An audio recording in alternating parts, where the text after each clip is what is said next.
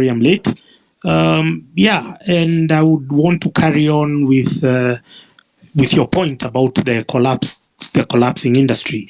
You were talking about the sugar belt. You were talking about all the companies and all the outgrower farms which were supporting small holder, farmers and whatnot.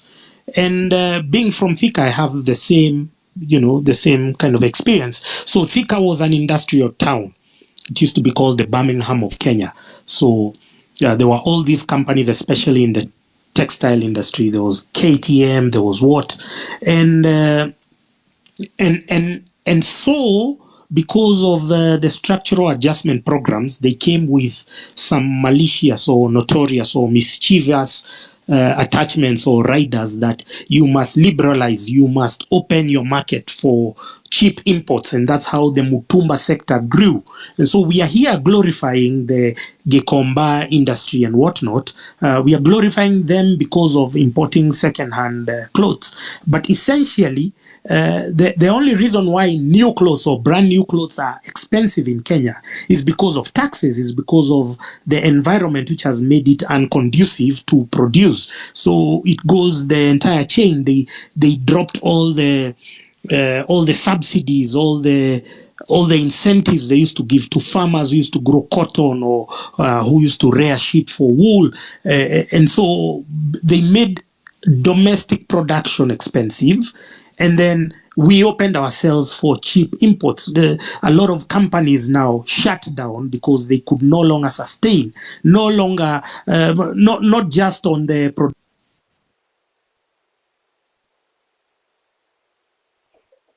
So I've seen Thika move from being, that semi-urban, plush town into being just another, shithole town because of that, because of the parliament. Our problem begins and ends with parliaments when they talk about these structural adjustment programs. You look at when the World Bank and IMF started implementing that, they then created this committee. It was called a privatization committee. And then there was the Ndegwa family. You guys think so highly about the Ndegwa family because they own NIC and NCBA. But if you look, their father, who was once a central bank governor called Philip Ndegwa, was the chairman of that privatization commission or committee that was formed in conjunction with the World Bank and the IMF, so that we can be part of these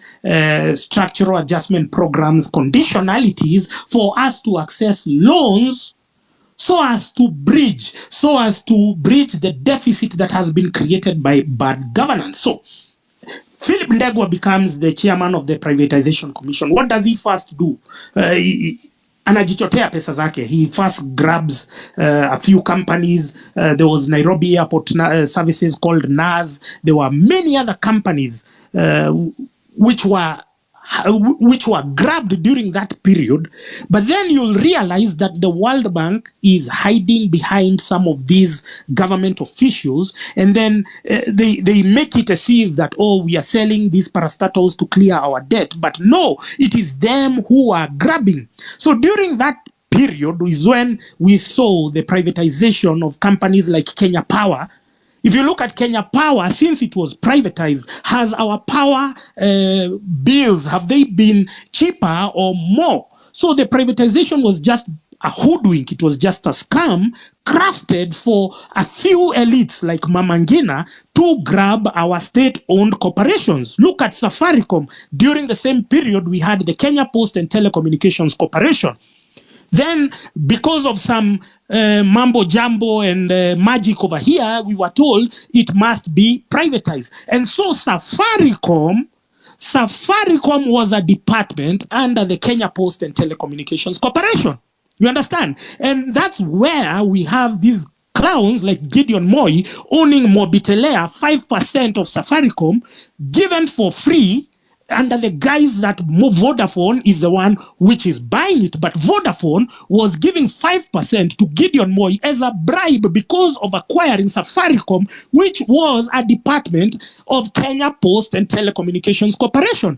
Look at Look at something like Kenya Airways.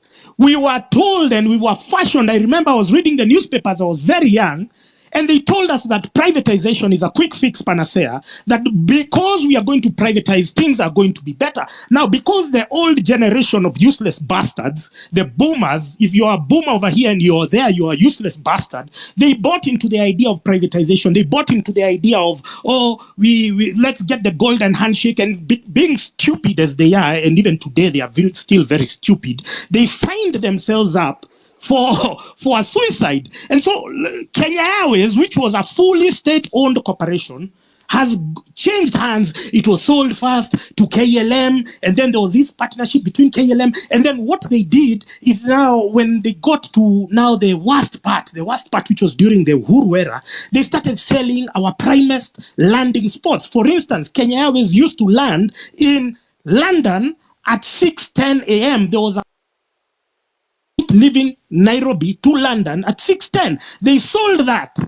They sold that to some, I don't know whether it's Bahrain or one of those companies or one of those countries. They sold that slot to bridge the deficit about debt that we don't know how it was incurred. We don't know how Kenya Airways got broke. We don't know how Kenya Airways got into debt, but somehow we have, because that is, your landing slot is almost like a sovereign parcel of land. You sell it, you concede it to another country to bridge problems that you yourselves have created. And so when we are talking about auditing debt, Jimmy Wajegi is talking about odious debt. If we are talking about it, we are not just limiting ourselves to the debt. We are looking at the atrocities committed at the turn of the 80s to the 90s, where now that character, that clown called Philip Ndegwa, who was the central bank governor, who you guys are shamelessly praising today because they are rich, because you guys, your self-esteem has been suppressed. You are praising that clown, saying that they are rich, but they themselves stole their wealth is accrued. I used to read articles that Philip Ndegwa is rich. He was the first Kenyan to bank 1 billion. How are you banking 1 fucking billion? You have no manufacturing company. You're not a farmer of repute. You're not an innovator or inventor. And then you bank 1 billion. Where did you get that fucking money? These are questions when anytime we confront the ruling elite, we tell them, hey, can you tell us how you acquired this money? Because there was a time they used to flaunt their money. They used to flaunt these stories. Oh, I used to read those silly, nonsensical stories by somebody like Jenga Karume. Jenga Karume says, I used to sell charcoal. Who the fuck would believe that charcoal would make you a billionaire? Those are not, unless you're exporting that charcoal to Mars or to Jupiter as an alternative energy source. But we've been fed with lies. We've been fed with cock and bull stories pushed by the mainstream media, shameless journalists, shameless editors who have you just run with any rubbish. You don't want to question how this person acquired this wealth. They were in government. They used to do X, Y, and Z, and somehow they landed into a lot of money. And because there were no checks and balances, suddenly they are billionaires and they are being praised. They are being worshipped by the church. We have the corrupt clergy. I see people are calling them kilaji. But this is the historical injustices that we have, especially from the economic front. It has to be all the companies that were grabbed by people hiding behind the narrative of privatization. The people who hid behind the narrative of a golden handshake. People were told, hey, you take a golden handshake, you'll go home. And by the time those guys were taking a golden handshake and leaving state-owned corporations, which were permanent and pensionable, they went to the villages and went to rot there to die. So this is, now we get to the sugar belt. Amerix was talking about it. He has grown up from there. His family has, I'm from the coffee sector. The coffee sector has supported me. Somehow it collapsed. And you are talking right now, you go to Kiambu Road right now, all the coffee is being chopped down, is being turned to real estate. Why?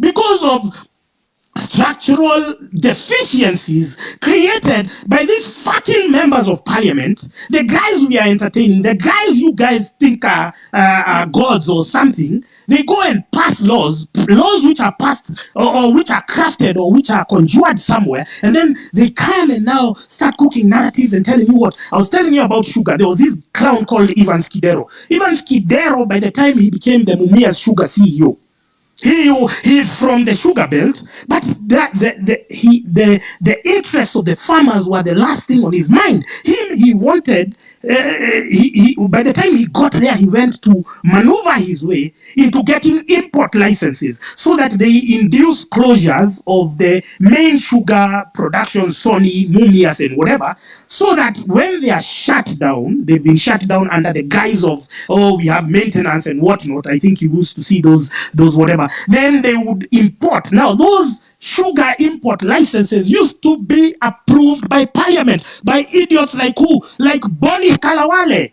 like this other idiot, what's his name? This Waluke. Those guys who pretend that they are members or they hail from the Western region were part and parcel of the destruction of the sugar industry. Licenses used to be understand how you guys worship by idiots like Bonnie Kalawale, like this other idiot, what's his name? This whatever. Those guys who pretend that they are members or they hail from the Western region, the sugar center in Mount, the coffee center in Mount Kenya, of the destruction of the sugar industry. Licenses used to understand how you guys worship by idiots like our brother Bonnie Kalawale. These are the idiot what you say. These are what you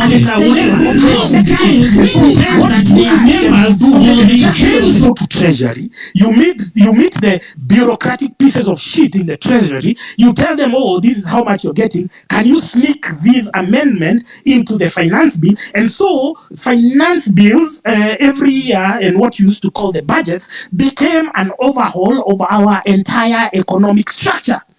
So they used to go and coincidentally, believe it or not, I used to be close with the PS of Treasury many years ago called Joseph Kenywa. And one day I met him at his house and I told him, can we do a proposal for football? So we wanted, because my background is football, and we wanted to launch our sporting renaissance on the model of Britain, so that the government kind of like co-guarants the building of infrastructure. And I gave him the proposal, and then he organized a meeting for me at Treasury, and I met the budget committee. And I remember going, and I was very young, it was around 2008. And I remember going there, I was just finding guys, it was like Muhindis and it was just foreigners who were there, who went to give their budget committee. But I went, I spoke to them, and instead of doing my project the way I had presented it, because it would have created a lot of jobs for the young people and we wouldn't be having the problem today, what did they do? They passed a law using my proposal where every constituency got 1 million shillings for football. I'm seeing some MPs who are in office at the time, they will tell you they got 1 million shillings for every constituency for football.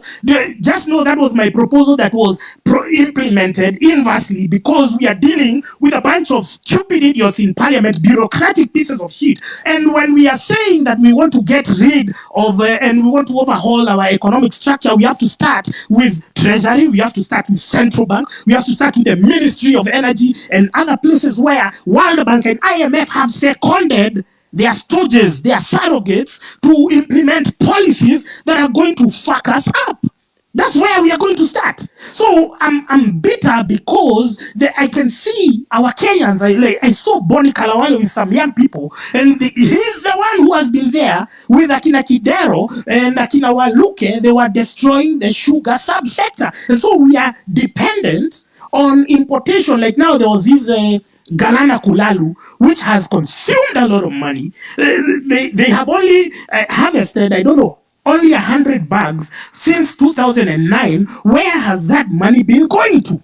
These are glaring corruption undertakings by the people who you then now come to worship in church. They come and donate money. They come with words of cash. And you guys are just there worshiping them. You guys are there worshiping them because they are driving big cars. You have to understand that our our oppression is intertwined with the current political establishment. So we need to overhaul everything. I saw some of you useless bastards. You have no shame, and you are saying Matiang'i. Matiang'i is the scandals. He's been there in the Roraka land scandal. He created this CBC, which has messed us up, and you are there without any honor or shame saying, yeah, Matiang'i, because you've been paid a few shillings. Come on, man. The same way we are dealing with Osama because of betrayal is the same way we are going to be dealing with you when you're making some psychotic and deluded proposals like Matiang'i for president. We are not moving behind. We are moving forward. This whole thing is one big charade. Well, our companies which had employed our people. And so I would see people, because you are used to your parents having money. You are used to your parents having money to pay your school fees, your hospital, and whatever. And then suddenly they've lost their jobs. You don't understand why they lost their jobs. But they used to work in this car. They used to work in Mumias. They used to get a job. They used to work, and you used to also get healthcare attached to your parents. And somehow I would see people sinking into depression. And then what was the other solution that the boomers at the time came up with? Oh, let's immigrate. So all of them, let's go to America, let's go to Britain, let's go to where? But how long shall we run away from self-manufactured problems?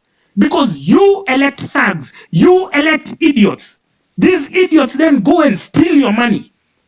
You understand it's a chain, and you are part of it. You are an active participant. So the thing here is, we in our pursuit for progress, in our pursuit to overhaul this entire system, we are looking at Ruto. Ruto must fall. That is guaranteed, whether we like it or not. He is going to fall, because we have decided as a people that he is not serving our interests. Anytime we have given an opportunity for him to speak in the media, to rise to the occasion, to tower above his parochial interests, he has gone on and to let us down. He's saying the dumbest shit. He's asked, hey, can we do this? Can we do that? He doesn't do anything. He says the worst thing. He has no sense of occasion. So we have agreed that he must go, whether it's 2027 or before, I don't know. It's the people to decide. But in the meantime, just look at the historical patterns from when World Bank started implementing the structural adjustment programs in the 1990s. The people who grabbed our companies.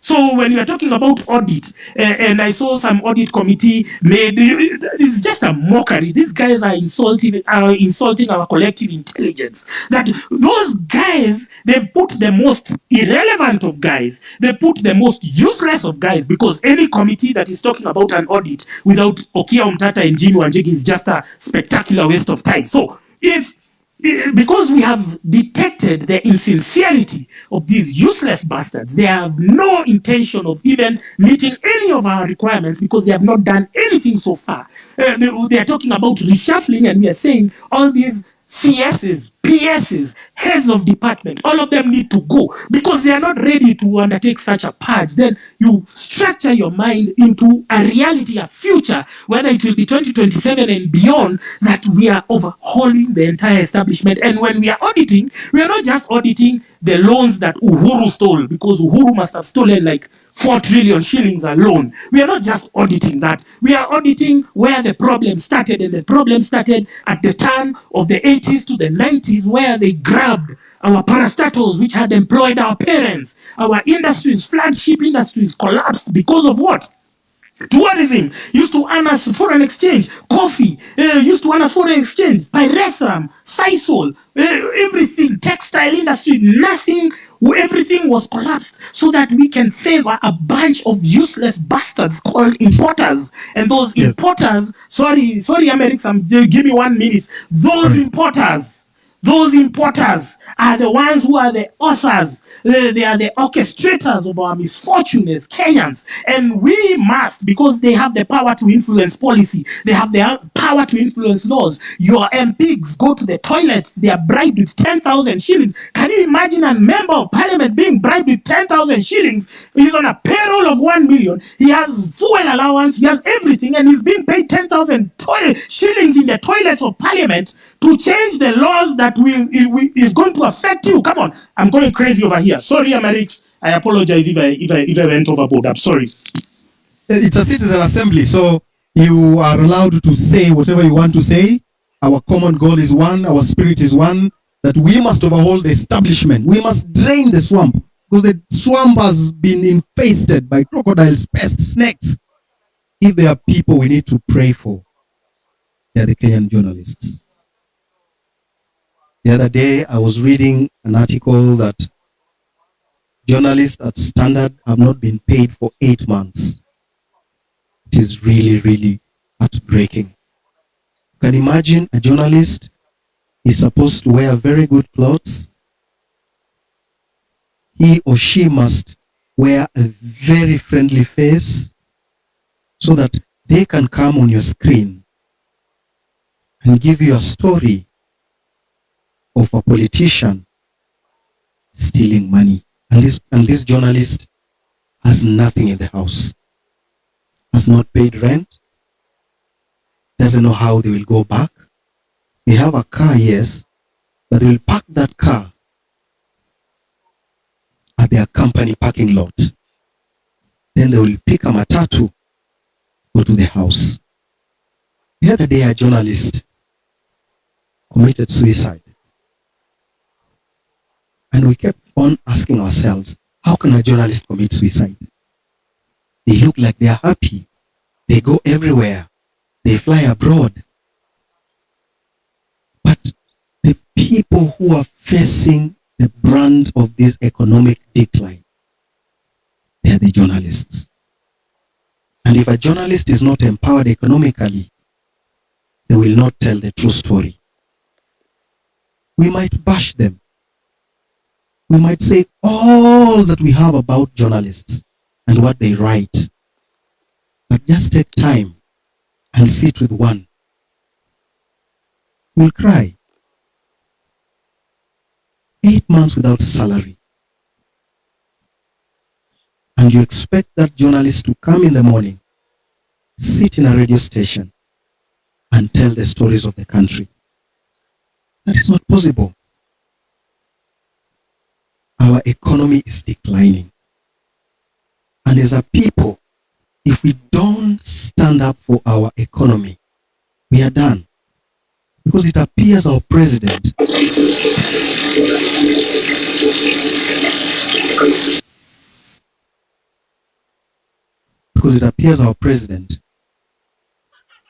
looks like a captive of other forces. That is not normal. The other day, UK did its election. They removed the World Economic Forum puppet and put there another puppet. They have jumped from a frying pan to the fire. Because this current puppet, the current Prime Minister, is the one who has been going around the world telling people about green energy and things like those. But goes to those meetings in a private jet. Ombachi. Welcome. Asante sana. First of all, thanks Gaido. Gaido, you know, watu wengi si ubash Gaido hapa hivi Twitter, but he was amongst the first guys na yesi wa kwanza. Hiyo movement tayari ilikuwa imeanzanga TikTok a while back, but Gaido ndo amongst the first people hii stuff ilianza kufesta upon them. But mimi sina mingi ya kusema. Mimi I usually judge events based on history and the probability of them repeating themselves again. Na kulingana na the recent events zimekuwa zikihappen ETL na hii historia ya Osama ya betrayal kulipwa. So sijui mbona we are entertaining people who've had a history of questionable characters, you know. Naongea straight to the point. Sijui kama Nyakundi na uko hapo co-host. Nyakundi wewe ni extortionist. Nakumbuka there was someone here hapa hivi kwanza ameongelea story ya footballers. Nikasema ikaniuma, nikakumbuka hata mimi there was a time mimi na William Baka we were fighting for the right of players hapo Union. union ililipa Nyakundi akaanza kututrash. Nyakundi wewe ni extortionist. Wewe to welcome your efforts kwa hii movement. People like you should be welcomed. Yes, but you should not be given any self-importance. Wewe fanya kazi yako kwa sababu umeamua kufanya kazi yako because you're fighting because of what you believe. See it in the agenda, it's just facts. Maybe you mean well, but at this point you can't take chances. We already know from history what has happened in Osama. It will deflate movement. As much as atake kuadmit ilikuwa momentum kidogo, but the good thing about it is it told us there are Trojan horses, ama there will be more Trojan horses in future. Wenye saizi bado si Trojan horses, kuna watu bado wakilipo watadu the same thing. So why not? Watu wamekuwa wakilipo kufanya vitu kama hizi before. Sisi tulikuwa nafuatia retro players, wewe ukalipwa. Ukaanza hiyo time hata hatuko Twitter. Tunaingia Twitter hivi unaingia mtu anafungulia Twitter na kuambia Nyakundi anasema hii nini. Hiyo tunajua tu ni union ile kulipa. Na after stories zilisha down, God ili change union, watu the same walikulipa na walituambia. So when sell out. Hata hii cost umepatiwa cost ya nini hapa hivi. This is what is wrong with our society. Tunajifanya tunafaitia what is right, but the same people who are fighting for what is purported to be right are not right. Nyakundi, wewe na Alai kaeni kando, nyinyi mko group moja. Kama mnapigana for what is right because it's right, it's good, we welcome you, but we won't waste our time and resources watching you guys while you on our safe side. Heri tujue nyinyi ni wabaya, hata kama mnafanyia kitu mzuri. Tukipatana huko mbele, tukisha achieve goals zetu, tutakaa chini to celebrate pamoja. Lakini as for now, the movement tuache kupatia people who've had a history of being turncoats and audience. Tafadhali, mimi hata sina advice mingi. Mimi sasa ni kuambiana tu ukweli hapa hivi. Moving forward, kama mtu amekuwa na issue ya integrity, na integrity ndio one of the things, corruption, that tuko kwa street watu wanakufa tunaandamana. Wewe kazi yako ni kupatiwa pesa na politicians, unakanyagia stories zenye zingetusaidia mpaka hatungefika penye tuko hapa hivi. Alafu kwa hapo unataka kujifanya tunafaitia watu. Sikuchukii by the way, mimi hata grudge, mimi sijakangi grudge. Mimi ni mtu mimi ucheka tu. Na inaisha. Cause najua nitakupata hapa mbele na nimekupata leo. So, stop the pretense. Hata jitoa tu co-host, usikize kama watu wengine, enda maandamano kule tiagas kama raia kawaida, wacha kujifanya leader. You are not a leader, you are a sellout. Mr. Mbachi, usimsema ni ukweli, tunataka kuambiana. Into this is a public forum, but it's a public forum. Sijamaliza kuongea basi. If you want to make personal attacks, we can. It's not personal attack, it's history, it's facts. Unaweza dig kwa tweet zake usipate. Mimi sijui. But if you want to talk about, I think everyone here who has been on this platform over the years, they know that my history on this platform and any other platforms. Kwani nani anaongea huni ya Amerix? Jua Amerix je kuwa co-host na mwache kutumia DM siju kuwapatia watu mic. Everyone knows my history on this platform. No, I'm listening. Mimi siongei. I'm just listening. It is a citizen assembly. I don't know how you want to sort it. Sauti yako inakuanga hivi. Jana sisikia kwa space. Nimekuona tu kwa space nikasema hapana. Hawa ndo wanatumislead. Hawa ndo the new Osamas. Yes. It happened before, it will happen again. I mean, all right. I'm listening. Go on, Ombachi. You need to finalize. Oh yeah, nilikuwa nawaambia we should watch the thing, and the easiest way ni vile tulisema hiki tu ni leaderless. Tuache kujipatia self importance ati we are hosting a space with Amerix nini. Lakini the most valuable point nimesema, let us have people on our side. Let us judge them the way we want to judge the politicians that we are saying we want to kick them out. The way we are judging Sudi, the way we are judging Murkomen, the way we are judging anyone, other the way people have already judged Sifuna today based on a history that's 30 minutes old. Kama ni hivyo, democracy cuts both ways. Tukue honest with each other. Me, I'm a truthful, honest man. Tukue honest with each other. Me, I'm not a good person or the best person or whatever, but the thing is, I know I'm honest. Chenye itakuja kwa mdomo Nitasema akili kiprocess, kama ilikuwa mbaya ndakuambia pole baadaye. Na tutaelewana, maisha yataendelea. So those are facts. Mimi chenye nasema Nyakundi, wewe ni sell out, unatuenjoy. Wewe kilipwa saizi, wewe utatugeuka. Mwache kudanganya kama alai. Alai unajua kuna space. Sijui kama kuna mtu pale huko hiyo space. Nilianza kuongea hivi nikaanza kuongea nikaanza sasa kuchachisha watu wakaanza kuchachisha. Kumbe jamaa alininyongea space, nimechangamka nimeongelesha mosquito 30 minutes. Ndio nashangaa. Na hii hata nikiangalia TL hata sioni nini inaendelea hapa hivi. Kumbe jamaa alishaninyongea. Au alafu kesho yake ndo nakuja kuona jamaa na tweet vitu zingine hot and cold. Ndo nikaangalia hivi nikasema huyu jamaa ni sell out. Hata nikaanza kujiuliza sana nini mbaya. Mpaka watu hata I don't agree with them. Mtu kama Asamo. Ndo nikauliza Asamo bana, huyu jamaa wenu kwani anakuanga hivi? Because mimi alai mimi sikuwa najua history yake. Nyakundi mimi nilijua kwa sababu yeye alilipwa atanishi jina yetu. Kuna hizi hata ukiingia kwa tweet zake utapata kama hajadelete. So mimi sina mengi ya kusema, ni kupoint out makosa. Mimi kwa mtu mwingine kwa hii movement.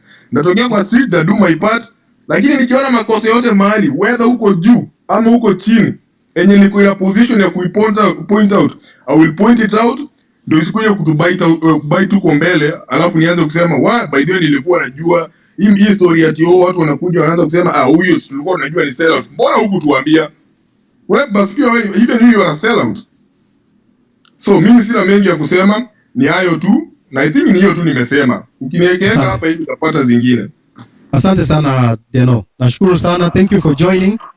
Are you still in China? Niko China mazee, na hapa ni 3:30 na bado silali. Hii space hii ni hadi kesho. Asante sana. Now let me go to Willis. Na in fact hata niongeze vile niko hapa, history ya my youth imeniudi. Ukiona the way the youth are supported here by Gava, as in Gava inafanya everything. I will tell you for free, for a fact, as in hii job ya influencer nafanya, I've been more than blessed enough, nimemanage kutoka hiyo kakuni ya local kufanya, of which bado nafanya, but I've been able to work with lots of embassies na governments, Turkey, Italy, nini Thailand. Kitu kama kupush tu chakula, kitu kama pad thai. Pad thai, the reason why is the most exported food in the world. The reason why Thai restaurants are the most the exported restaurants in the world, I think over 30,000 in the world, it's because the government ili push it. Government ilikuwa inapatia incentives. Hapa China unakuja hapa hivi wameunda tu mpaka cities tu ziko empty za kama unataka kushoot movie, wewe unaenda unachukua license au ulipi, unaenda unachapa wera yako, unarudi. As in Gava inadu vitu mingi sana. Hata kuna vitu zingine za upuzi kwanza nimeona mpaka inaniuliza swali mpaka sasa nashangaa sasa mbona ndio nimeenda public nimekaa fala sana. Nimeuliza jamaa hapo hivi kwa town sasa tuko hapa Sichuan Chengdu. Akaniambia public toilet tuko huko hivyo.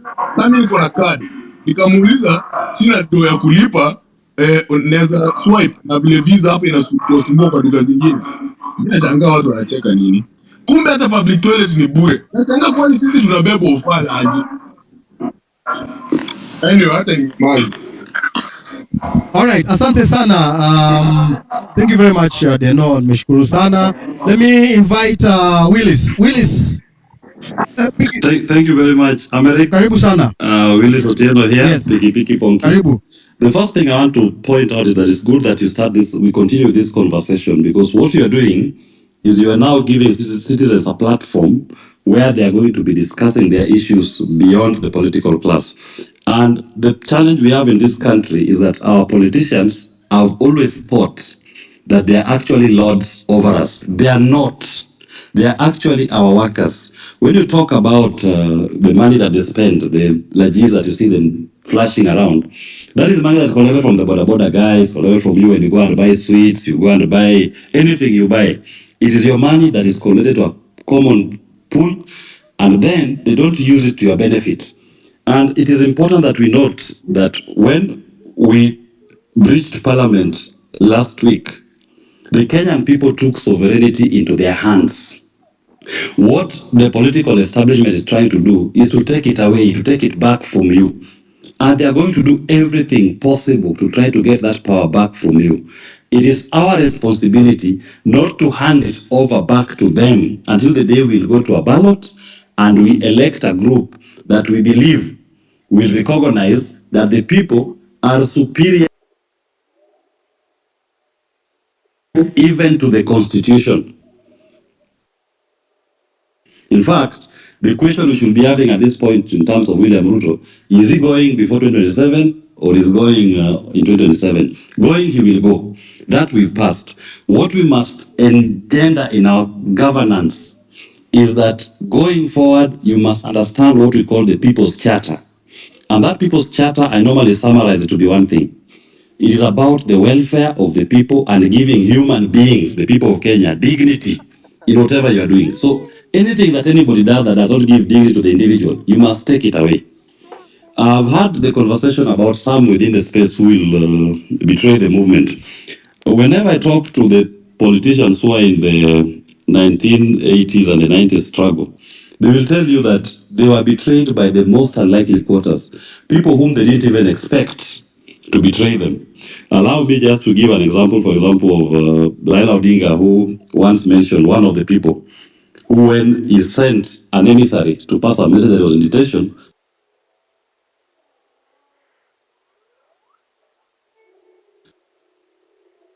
relative, the close relative told the emissary, never come back to me with a message from Raila Odinga. And that is his close relative. He disowned him because he feared for himself. There are others who also decided to sell their fellow detainees just because you are offered 10,000 Kenya shillings, 100,000 Kenya shillings. So we will expect also in this particular quest, there are so many people in this space who will sell the movement for personal gain. But I assure you, what we are going through, there is nobody in Kenya who has ever gone through this process. In the sense that it is now the people of Kenya in their collective without a leader who are determining their future. And that future is premised on going forward.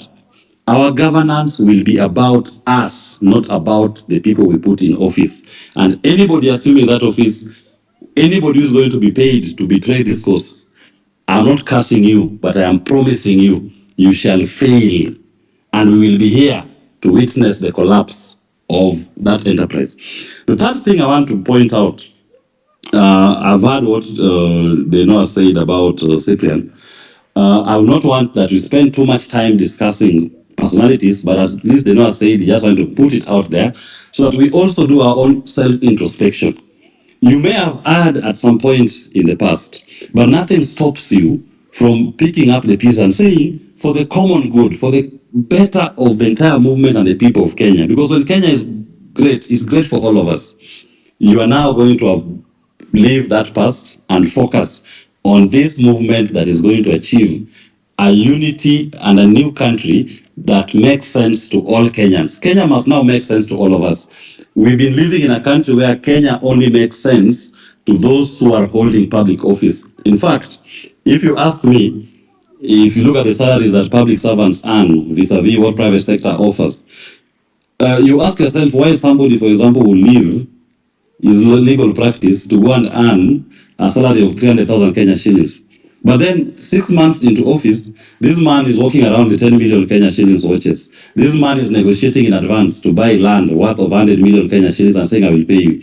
Even if he was to take a loan, if he was to appear in any bank with his payslip, no bank will give him that loan. It simply means that he knows leaving private practice to go into government service is now an opportunity for him to accumulate for himself. And we must reject that. And that is what we are rejecting on the streets. Let's go to tactic. You witnessed today when the concert was being held and the young people turned up in their numbers for that concert. There was no act of breach because you caught the politicians, I mean the near-doers, flat-footed.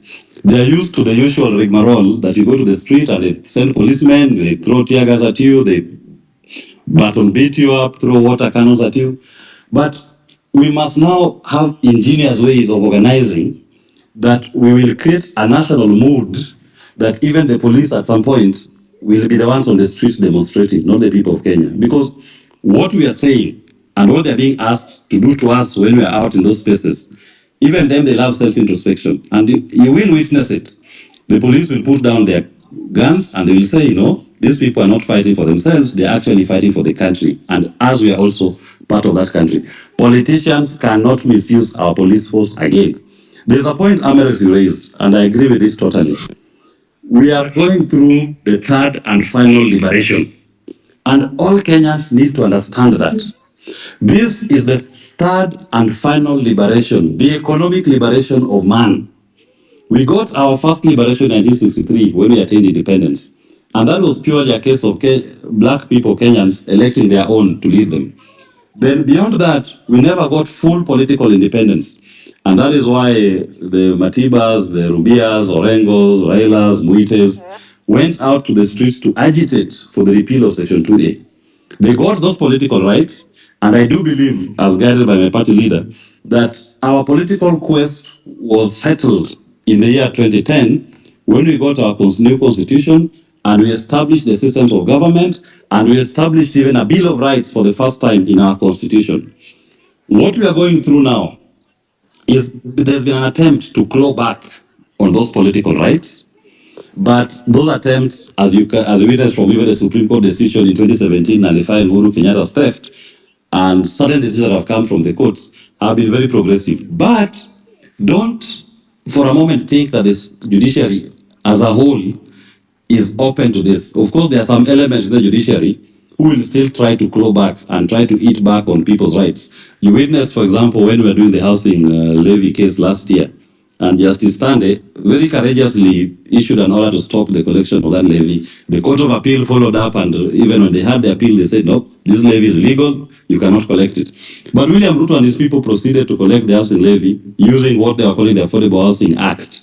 Now, remember this. At the time when the levy was introduced in Parliament through the finance bill, there was no, and the court stopped it. They had collected money almost 6 months into the financial year. They retained that money. They should be returning that money to all Kenyans who paid it. So that even if their new act were to pass, the collections should be in the coming financial year, not backwards. And look at what they did to Justice Tande. Within 2 weeks of a decision, she was transferred to Malindi to become the judge there, removed from the Constitutional Division here in Nairobi. And they hope that they are going to get judges who will be acting as gatekeepers when action is brought against executive excesses. We cannot relent. We will follow all these judges and make sure that they live true to our constitution. The final point I want to make, Amerix, is this. No, maybe before the final one. Let me tie it to what you said. In this citizens' conversation, we must, at the point of electing a new leadership, make sure that we are also clear on the system of governance. Are we being undermined by the party system so that when people are elected, they are more beholden to their political party than to the people who elected them? Look at William Ruto and his Kenya Kwanza members of parliament. First, they go to parliament. Kenyans give them their views. 99% of the memorandum and the people appear before them tell them this finance bill is bad, reject it. They ignore. In fact, Kimani of Molo has the audacity to say we will not even touch that question of motor vehicle circulation tax. That thing must be in that bill. They proceed to pass it. Then upon the people of Kenya putting pressure and William Ruto,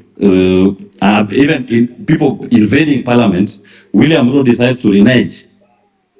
Then he calls those members of parliament, and you see all of them clapping behind him, gleefully happy, and saying that that's a good decision he has made to reject. Why did we have to lose more than 39 Kenyans to get to that space?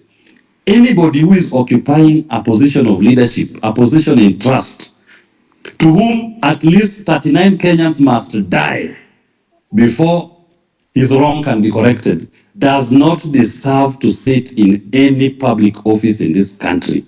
Those members of parliament are cast, and I cast them.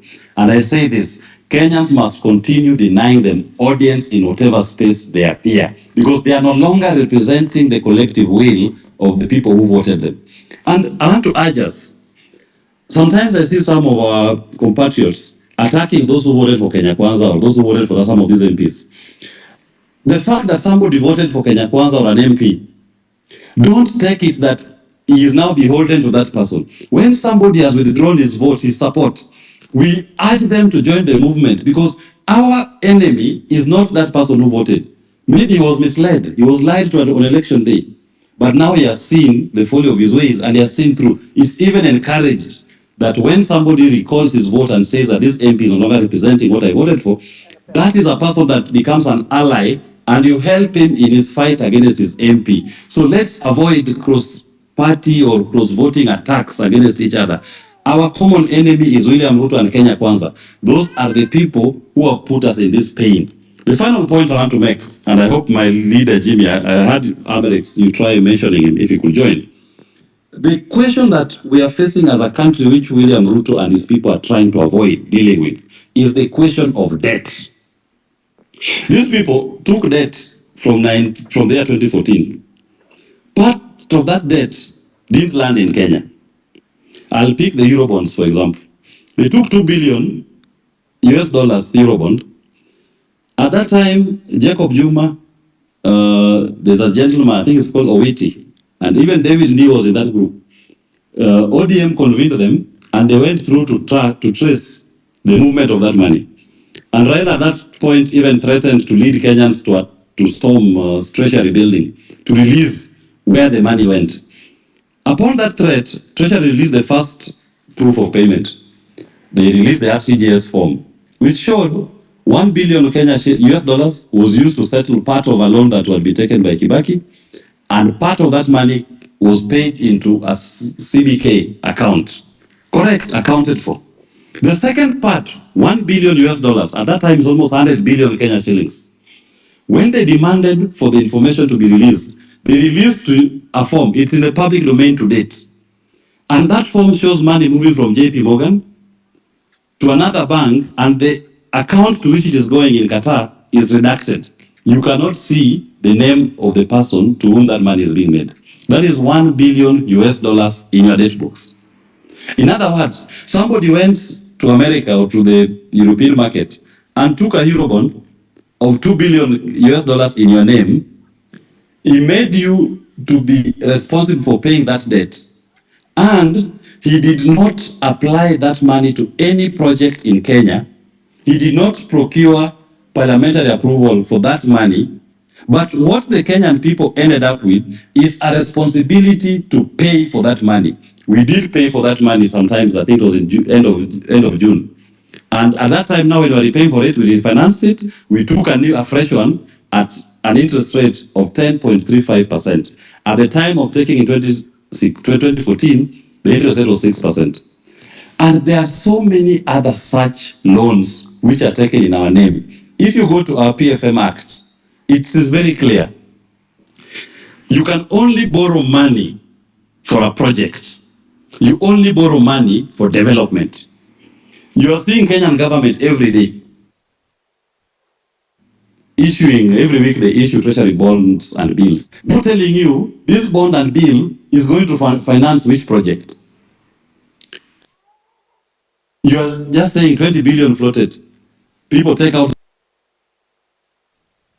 that loan and they come back to you. They are using my money that I have deposited in the bank. Then they go to my government to take a treasury bill or bond that is not pegged on any project.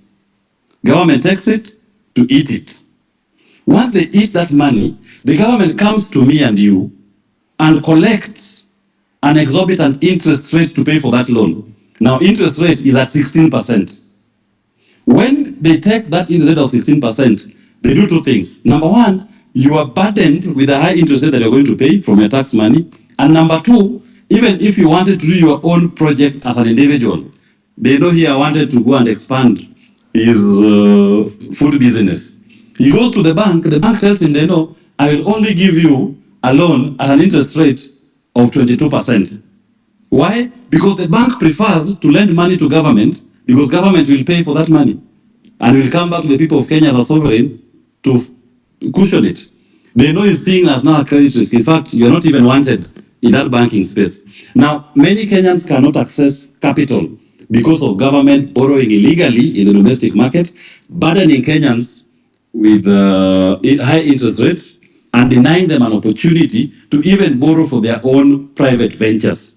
That is why we are not seeing any development. What today, as we speak, what is stimulating development in this country? If government is not doing any project, where is the flow of money? When I'm not putting up, expanding my law firm, or somebody is also expanding his business, where is the flow of money? Because I go to a bank to take a loan to put up a fish farm in Kisumu. That bank will tell me they want an interest rate of 20%, 25%. Why? Because government is borrowing at 16%, 17%. They rather lend to government. Now, I cannot access that credit. The government money that was borrowed was used to fuliza, to eat. Was not used to build a road, to build a bridge, to build a dam. It was all eaten. So we must be very careful as a country and decide, number one, any money that has been borrowed in our names that was not done in a way that conforms with our laws, that money, we have no responsibility to pay for it. It is an odious debt. If we go that route, and I do remember when I was in Mozambique, when President Nyusi had just been elected, there was something that had been taken, similar to our Eurobond. It was called tuna bond. Again, $2 billion US that was taken in the name of the people of Mozambique. The money never came into Mozambique. They were only told to pay for it. So some public-spirited members of the public, civil society groups, went to court and they sued the Attorney General and their parliament. Their parliament was saying that tuna bond is legal. We must pay for it. The AG was saying that tuna bond must be paid for. But the people of Mozambique were saying no. Where was parliamentary approval for tuna bond to be taken? Bring it to court. None existed. The court in Mozambique said that loan is illegal, it is odious, and the people of Mozambique will not have to pay for it. Do you know what happened? Credit Suisse collapsed. They had to pay that money. So even as we must look into our debt books and say, anybody who took money in our name without following our laws, you took money that didn't apply to any project. It is not the responsibility of the people of Kenya to pay for that loan. We must unshackle ourselves from this yoke of oppression, both internationally and locally. Internationally, they are the Eurobonders, that is the Paris Club, the London Sovereign Group. Locally are the domestic banks. We must start asking them, when you are taking a loan from the Kenyan government, what is the project that that loan is funding, number one? Number two, where is the parliamentary approval for that loan that allows government to float a bond or a bill? You saw William Ruto last week on TV when he was saying, because you rejected finance bill, I will now borrow 1 trillion Kenya shillings. I mean, how can someone casually commit the people of Kenya to take a loan of 1 trillion Kenya shillings? He's not even told you what loan, what project does he want to fund? He's not even told you where the parliamentary approval, but he's telling you, I'm going to take a loan of 1 trillion Kenya shillings. You people of Kenya, you must pay for it. You must tell him, no, we are a country of the rule of law. The sovereign people of Kenya have even said in rejecting the finance bill, if you think that this country will only develop through loans, then suspend that development. We don't need it at this particular point because you are taking these loans and applying it to things that don't matter to the people. You are not building any new road. You are not building any new bridge. You are not building any new dam. So we must be able to call him to order. Another thing that I must mention, this space that we occupy, we must jealously guard it. When William Ruto came to space last week, he was not coming to space because he loves this space. No, he was coming here to take it over. They've been the kings of the streets because on the street they are able to manipulate our young people. They are able to pay some people to disrupt, to control the political conversation. But on the social media, he does not have control over this particular platform. This is a citizen's platform, and this platform must be guarded and protected to posterity. Any politician who will come here or who will come into leadership in this country, even myself who has said I should be compared with Rigathi Gachagua, I believe I'm a better deputy president than him, if the time came. That politician must be told, you are not coming here to be our boss. You are coming into public space to be our servant, and you must be reporting back to the Kenyan people on space. You must hear that bullshit that they tell you every day. You must hear when they tell you fag off. You must hear it. You must respond to everything they are saying, whether you like it or not. I may not agree to the use of a particular type of language. But the Kenyan people who have put you in an office have a right to express themselves in the best way that they know how. If somebody's best way to express himself to say fuck off, then you must fuck off and listen to him. You must give him the respect to express himself, and you must do that which you believe is going to give him dignity when it comes to their governance. And finally, the point that you raise, Amerix, I say this. We must focus on the prize. The prize is a better governance. Kenya Kwanza may not give us that governance. And I urge our people, do not despair. When you see a regime using all the arsenals and all the tools that have been used before, just know that you're doing the right thing. They started with the police. The Kenyan people overwhelmed the police with love. They tried tear gas, they tried water cannons. It was overwhelming. They went for the army. You are told now the army is out on the streets. The Kenyan people are overwhelming the army with love. Because these are people who are just appearing with water bottles and flags, saying, we are fighting for a better Kenya. Now they've resorted to the last arsenal that's normally used by falling regimes, is to start getting goons to infiltrate, try to buy some who are perceived to be the spear leaders or the ringleaders of the because there is not a leader, Ami is not a leader, Deno is not a leader, Wanyakuli is not a leader, Otero was not a leader. There is nobody who is leading this thing. So they are finding it difficult to infiltrate.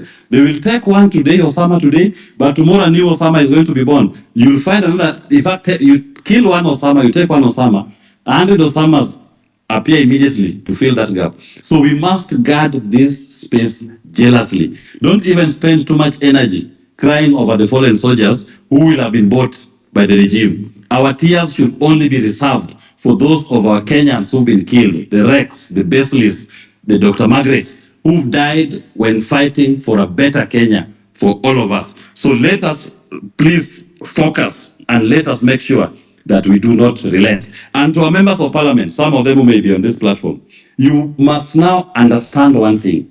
Power is in the hands of the people. Don't vote as a robot, that something is brought before you and you just vote. Sometimes you may have made a mistake. And I always say, when somebody makes a mistake, I'll forgive you the first time. But your conduct post that mistake. If, for example, the conflict of interest bill that was passed by Senate, if some members feel that they never fully understood it, nothing stops you from bringing an amendment bill or even introducing amendments that furthers the good of the people. Take it back to Senate. Let us stop spending too much energy explaining ourselves out there for action that you've done on the floor of the House and you're not correcting it. I, as a person, I have no faith at all in our parliament. In fact, where I sit, I believe when the Kenyan people occupied parliament, we were done with the parliament. And nothing will come out of that parliament that is for the benefit of the people of Kenya. We are done with it.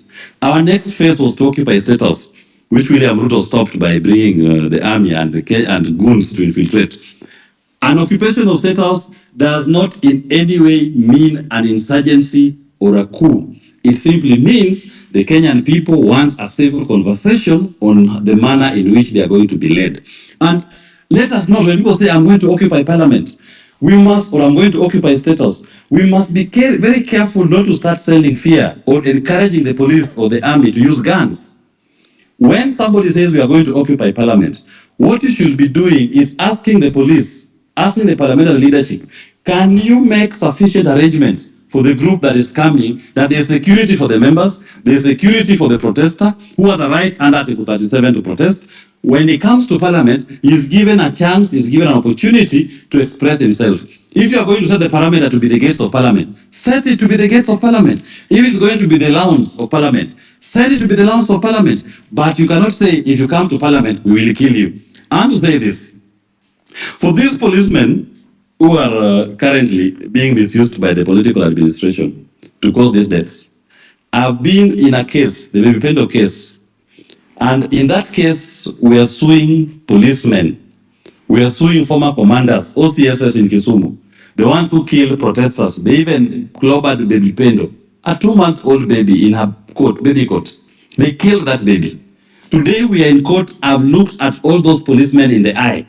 I've seen the fright in their faces. They are being charged for crimes against humanity. They are being charged under the International Crimes Act. And their charging has been approved by the DPP.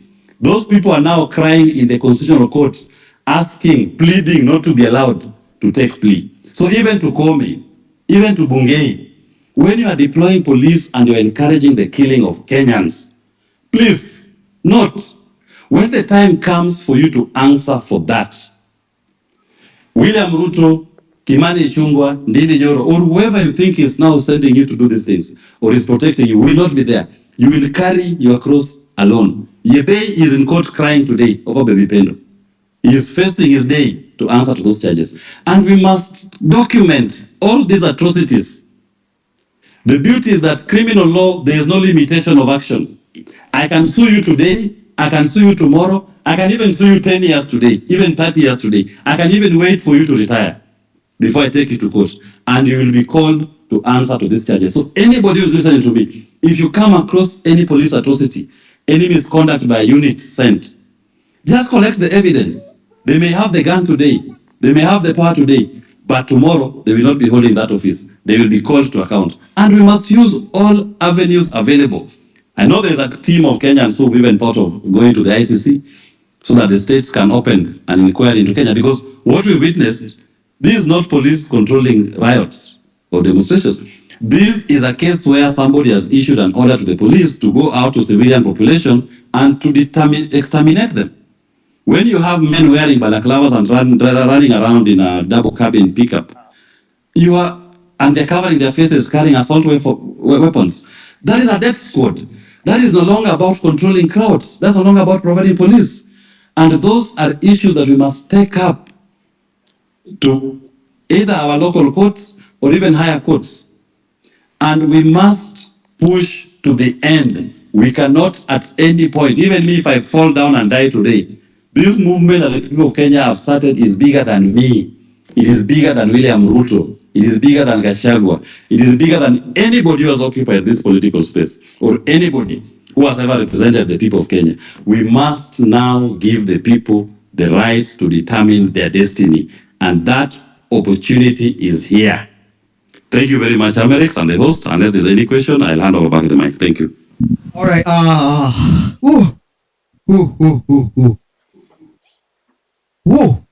have learned a lot. Thank you very much, Wakili, for that. I want to bring in, Salasia, we don't allow politicians to speak here. Because politicians have destroyed our country. Politicians have polluted our society. And you have requested me, you said you have something very important you want to say. And I listened to you because you voted no during when the finance bill came to the house of the floor of the parliament. Can you speak, Peter? Asante. Kwanza, let me just begin by saying thanks for the platform that you have created. Indeed, when I just started listening from the word go, when you gave your remarks, I was so much impressed because you touched somewhere whereby there is a mess. We have been just trying to talk, but there is a place that where Amerix you touched so deep. And this is where we need now to go. And this is the time. Because number one, all these problems that we are facing, it is because of we have lacked a parliament that is vibrant, a parliament that can hold executive on serious oversight. Because when the constitution was made, maybe I'm not good a historian, but you're all aware that we have 3 arms of government, and each arm has its own roles. And I remember when we met with the president as young parliamentarian, he told us that the young leaders when the young parliamentarians some time back, that we should legislate. Our work is to legislate.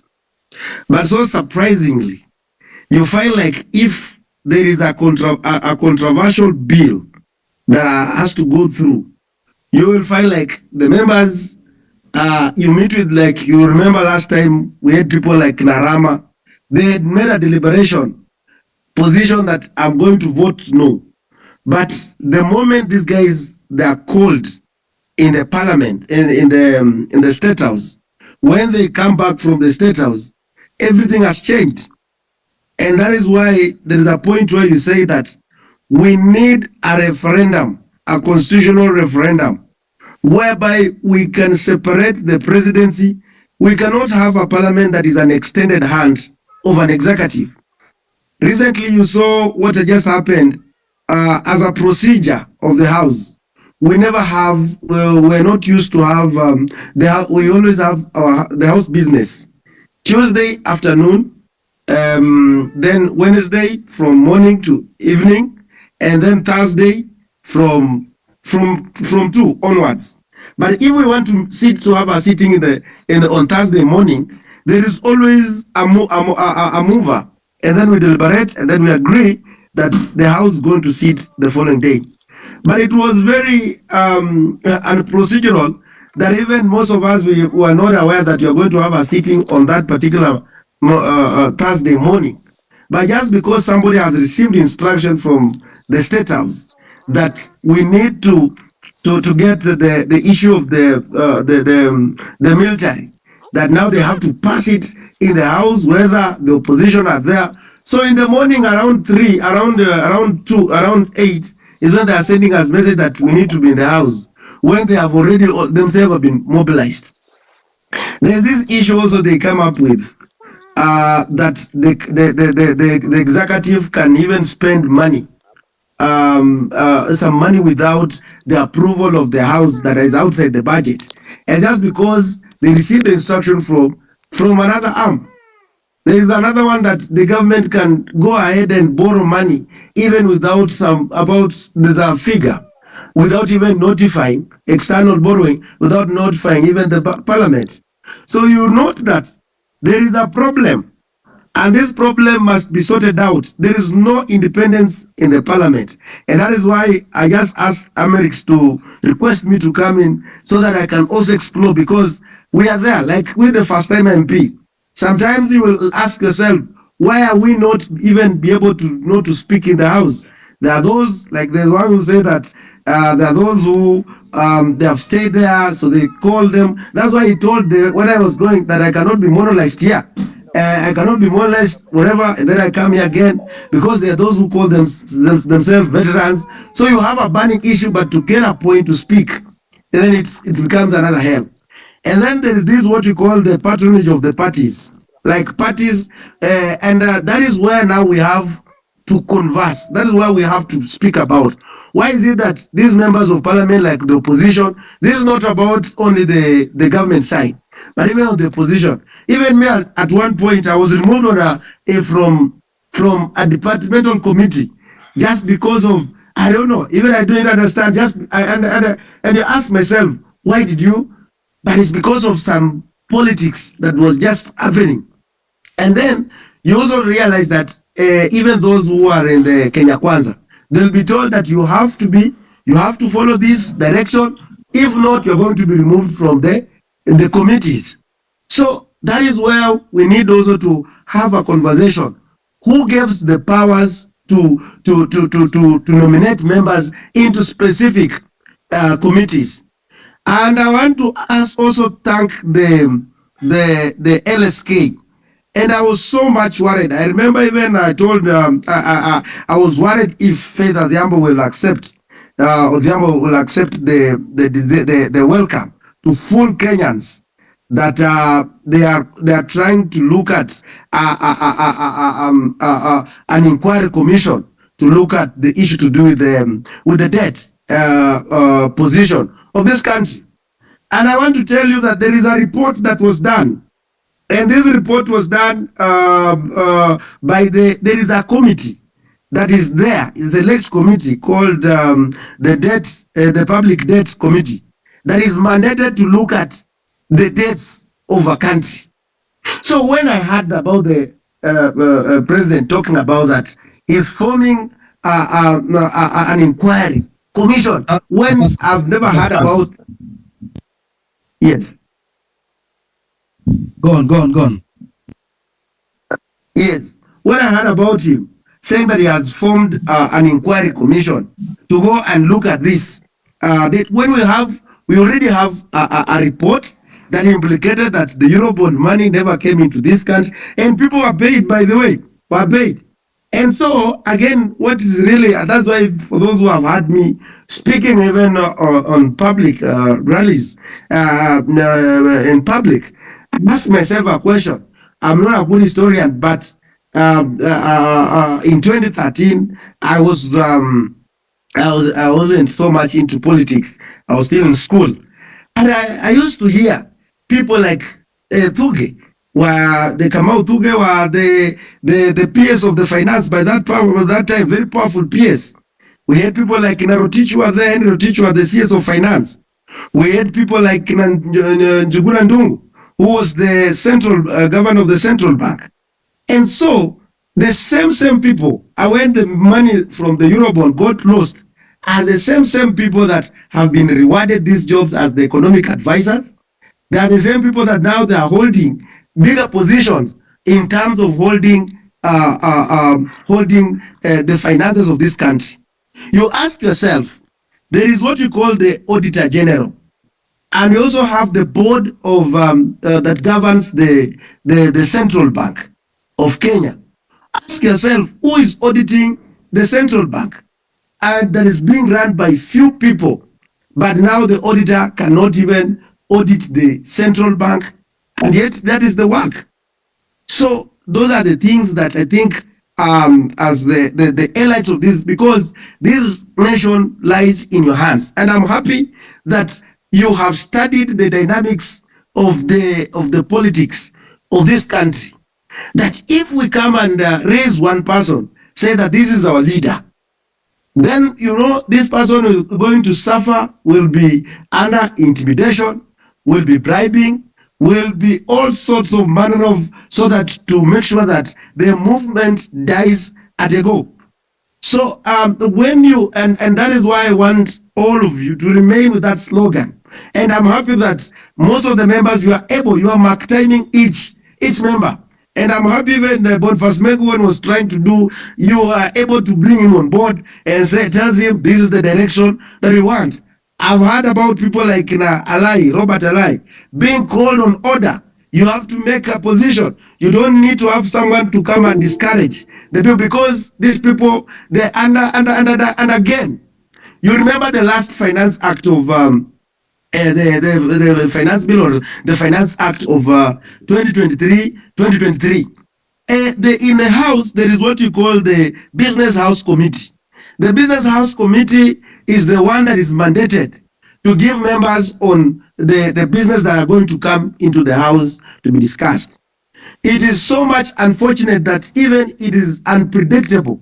If someone wants to pin you down, they will tell you that we are going to vote. Like last time, we have not been notified, like we knew voting is going to be next week, but our leader who is there has not communicated to us, telling us that now there's going to be voting on this particular time and day and time, so that don't go away. So you just find at the moment the voting starts, and that's why you file in 2023 Finance Act. Most of the people were in the House, but they never voted, because walikuja wanafunga mlango, and that is it. So I just wanted to highlight those issues, so that at least it can also give you direction as you, but this is the time for you to call upon the referendum and fix some of the things that you are seeing. Because look at the last thing that I just want to tell you, and I'm happy that this is the thing. I'm in the Committee of Agriculture.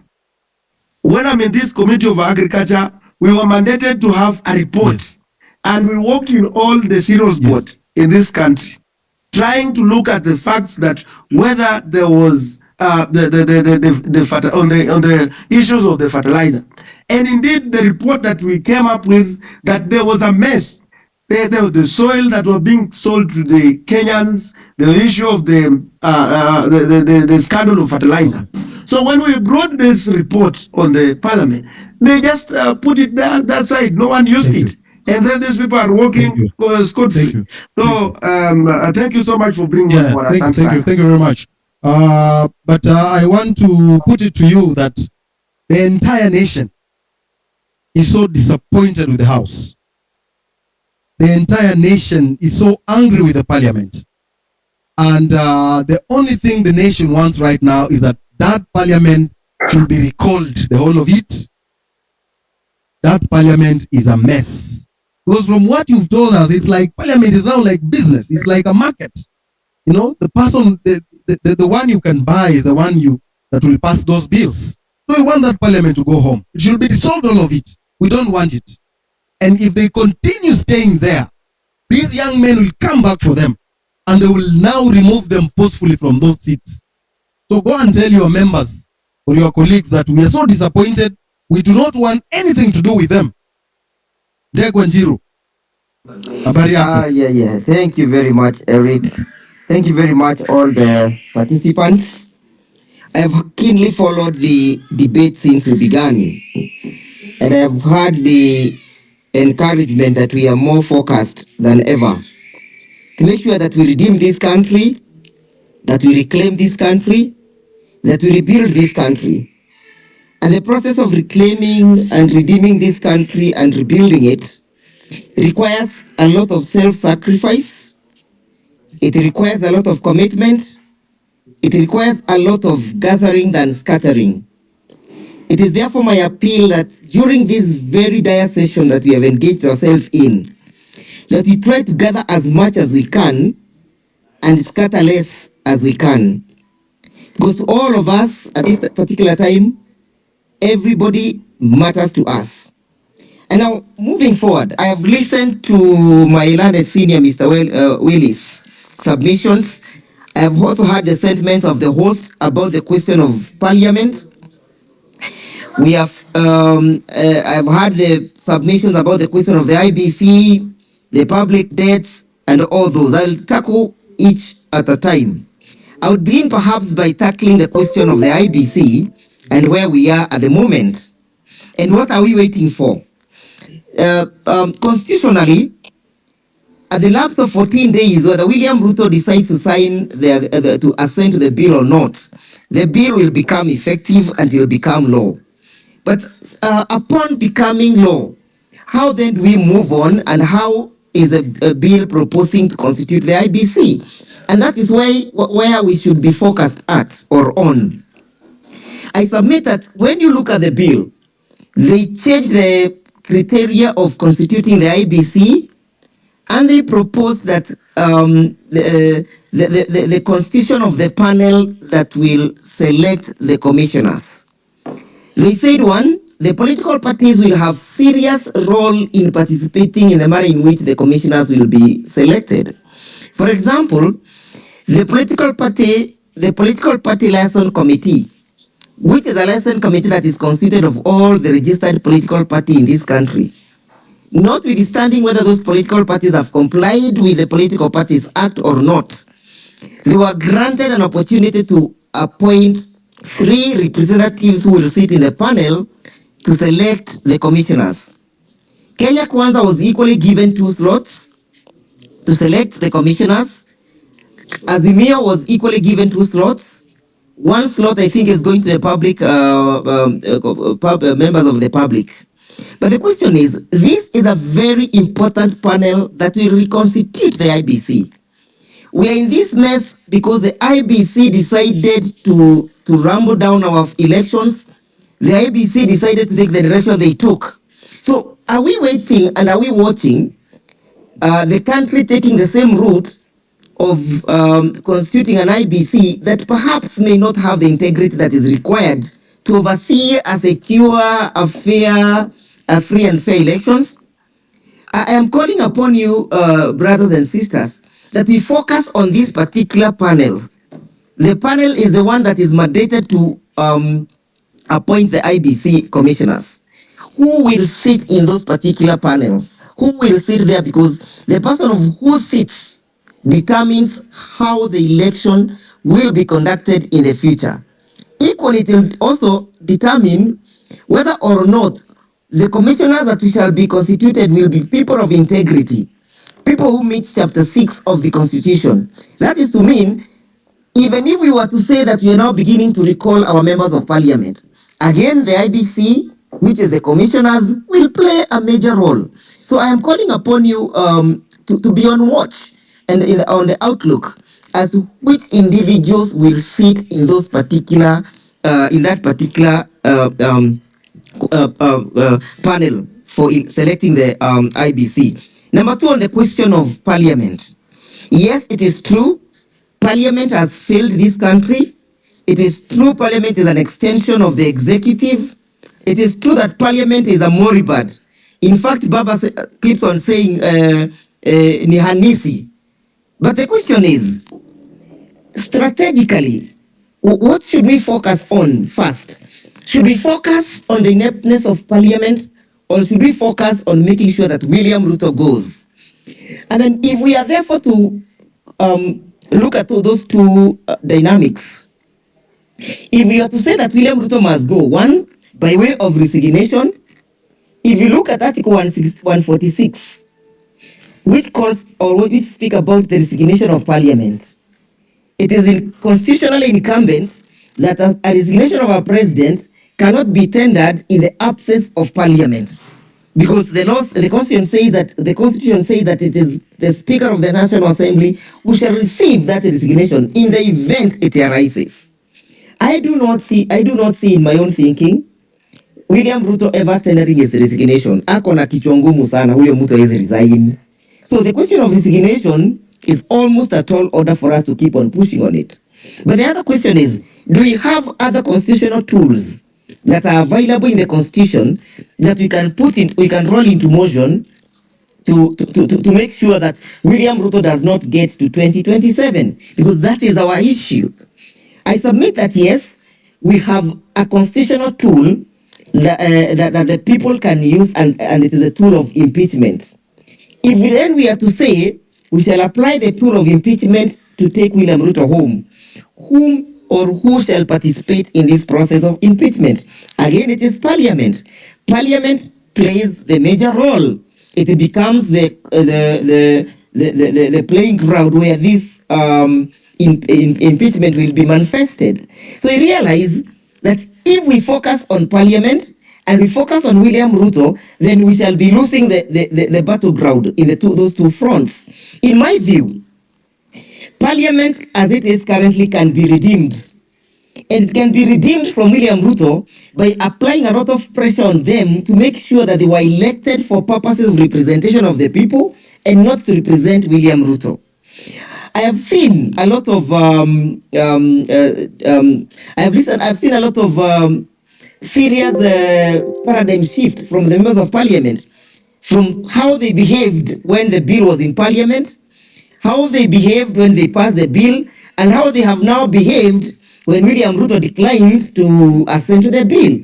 They are actually apologetic. I have also seen a paradigm shift because ya history ya kusalimiwa kila wakati. So it looks like if Parliament is pushed to a corner, it looks like they can take a route. They can take a turn and start supporting the people. That is to mean, therefore, if we are to take the tool of impeachment as a tool of making sure that William Ruto does not get to 2027, as a means of dislodging William Ruto, Parliament becomes an integral player, and we can make sure that we push them the way we pushed the finance bill, so that they may then vote with the people. That will also give some impetus and some vocal point to the revolution. Remember, the revolution is fizzling out because we do not have a vocal point. We do not have something mali tunalenga sisi wote. When the revolution was high and up in arms and in high spirits, we were all focused on the action of Parliament in respect to the finance bill. If we give Parliament another burden of impeaching William Ruto, it means that it is going to rekindle the spirit of the revolution, and the people will start focusing on the question of impeaching William Ruto. We will go to the streets saying impeach, impeach. We will go to Occupy Parliament again to tell them you must impeach William Ruto this time round. So that becomes, in my view, becomes another way of rejuvenating the spirit of the revolution. The final one is where we are saying that number one, the resignation has failed. Number two, impeachment has failed. Then we go to factory setting. We go to the second Tuesday of August 2027, where we are saying then William Ruto will go out by the way of the ballot. Then the question is, are we then prepared for the ballot? That is to mean if option one, resignation fails, option two, impeachment fails, we go to the constitutional tool of the elections. How have we prepared our people for option three? Where option three will be the climatization of the entire revolution and the manifestation of the results of the revolution. In my view, I do not think that we are taking proper actions and proper steps towards preparing ourselves for the 2027 elections. In my view, we need to make sure that people get the most crucial tool of making them ready for 2027, and that is the national identity card. The national identity card is the key to the warehouse that will send William Ruto home. How many Gen Zs have registered as a citizen of the Republic of Kenya? The other question is, do we have the facilities that are capable of producing all the IDs that are pending between today and 2027? And don't you think William Ruto will sabotage our revolution by making sure that the facilities are not available? I am proposing that we devolve the process of registration of the people to the counties, or to the most minute level that people can easily and expeditiously get registered. That is to mean the equipment that generates the IDs must be removed from Nyayo House, be taken to where people can easily collect them. It should be our priority to push that IDs be issued as many as we can. But again, that William Ruto will sabotage because he knows that is a tool that he cannot evade. The other question is, when you look at the question of the Election Act and the role of the people requirement to register as a voter, I was asking myself today, how many things am I able to do as a Kenyan on the face or the fact of just holding an identity card? If I have an ID, I can get a visa. If I have an ID, I can withdraw M-Pesa. If I have an ID, I can do a lot of things. Why is it so difficult, and why is it a requirement that for me to vote, I must be registered? I must have a vote. There must be a rigorous process which must be rolled in a clandestine manner for me to be able to vote. What is the role of the ID? Well, why can't I just go and vote? Why can't the register be generated on that basis? That if you have an ID, you are registered to vote. Those are some of the things that we might think and might impact or call for the amendment of the entire electoral laws. We have made various proposals in that respect about the question of how the elections can be expedited and how everybody can be involved in the process of the elections. As I sum up, I've had the latter speaker, the member Silasia, speak about a referendum. In my view, we are not yet ready for that. If we say that we want to take the country to a referendum, we'll be losing our eyes from the ball. We'll not be able to keep the eyes on the ball. The eyes on the ball is the fate this country is where William has taken this country. We must fix William Ruto if we want to fix the country. If you want to fix the economy of this country, fix William Ruto. If you want to fix the education system of this country, fix William Ruto. If you want to fix the agricultural sector of this country, fix William Ruto. If you want to fix the transport industry, fix William Ruto. If you want to fix the manufacturing industry, fix William Ruto. William is a problem that this country has. It's a cancer that is ailing this country. And therefore, at the moment, our focus should be, how do we get William Ruto out of office? We have in the past been able to put a spirited fight in court, if I may report. For example, there's a pending matter that is before the court today about the finance bill and about the participation of the IMF. We have gone to court asking the Treasury not to sign any further agreement either with the IMF or with the World Bank. That matter was reported in the Standard today. I am actually the petitioner, the Mount Kenya jurist, which the chairman is also the petitioner, another group of advocates. So we are saying that we should be able to push for change from our own perspective and from where we are. For example, Willis has made very able submissions in respect to the extermination of young people by the police. We must be able to tell the country that we have other international instruments that can be able to address the kind of the extermination that the country is doing to the young people in the absence of a domestic remedy. That is to mean, and I echo his words, that we must be able to collect and collate all this evidence. And we must be able to give them a periodic ultimatum that if you will not have prosecuted or charged these guys who are responsible for this within a specific period of time, then we shall be able to put into motion other international instruments. As at now, we should have actually written a letter to the ICC informing them of the situation that is unfolding in the Republic of Kenya, so that these guys understand that we are not just depending on the IPOA or depending on the DPP or depending on the DCI to investigate. The world has become a global stage, so that they understand that in the absence of your investigation, we have other international instruments playing that role. I agree with Willis that when a police officer retires, haidangi nyumbani na hizo bunduki, anaenda kivyake, and we shall go for them where they shall be at the time at the time when these processes shall be unfolding. In my final submission, it is true that if you took a debt and the debt was registered in our books, and the data is not reflected in this country anywhere in either project, then you should be prima facie liable for that particular debt. The country should not be made to carry the burden of those individuals who enriched themselves with our public money. The moment you go and take a debt to enrich yourself, you have breached the social contract between myself and yourself. That is to mean the liabilities that accrues therefrom from that particular debt are accrues to you as an individual and not to us as a nation. And finally, what is this William is saying? That he is appointing a task force to review the debts. What was he paying? Hasn't he told us that he has been paying debts? Kwani amekuwa akilipa nini? Has he been paying things that he does not understand, and things that he does not know? So in my view, huyu jamaa anatuchezea. We should keep the fire burning. We need to move on. We need to fix William Ruto, and we need to make sure that he understands the question of the sovereignty of the people.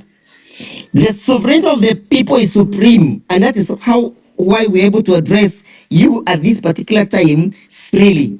The moment we dim this light, the moment we fail to support the movement of the revolution, I think the revolution will fizzle out. The young people will get fatigued, and then they'll lose the cause. So we must also begin to call other people who are not directly involved in the revolution to also take part by ghost laws. We need even to have strategies of serious economic sabotage.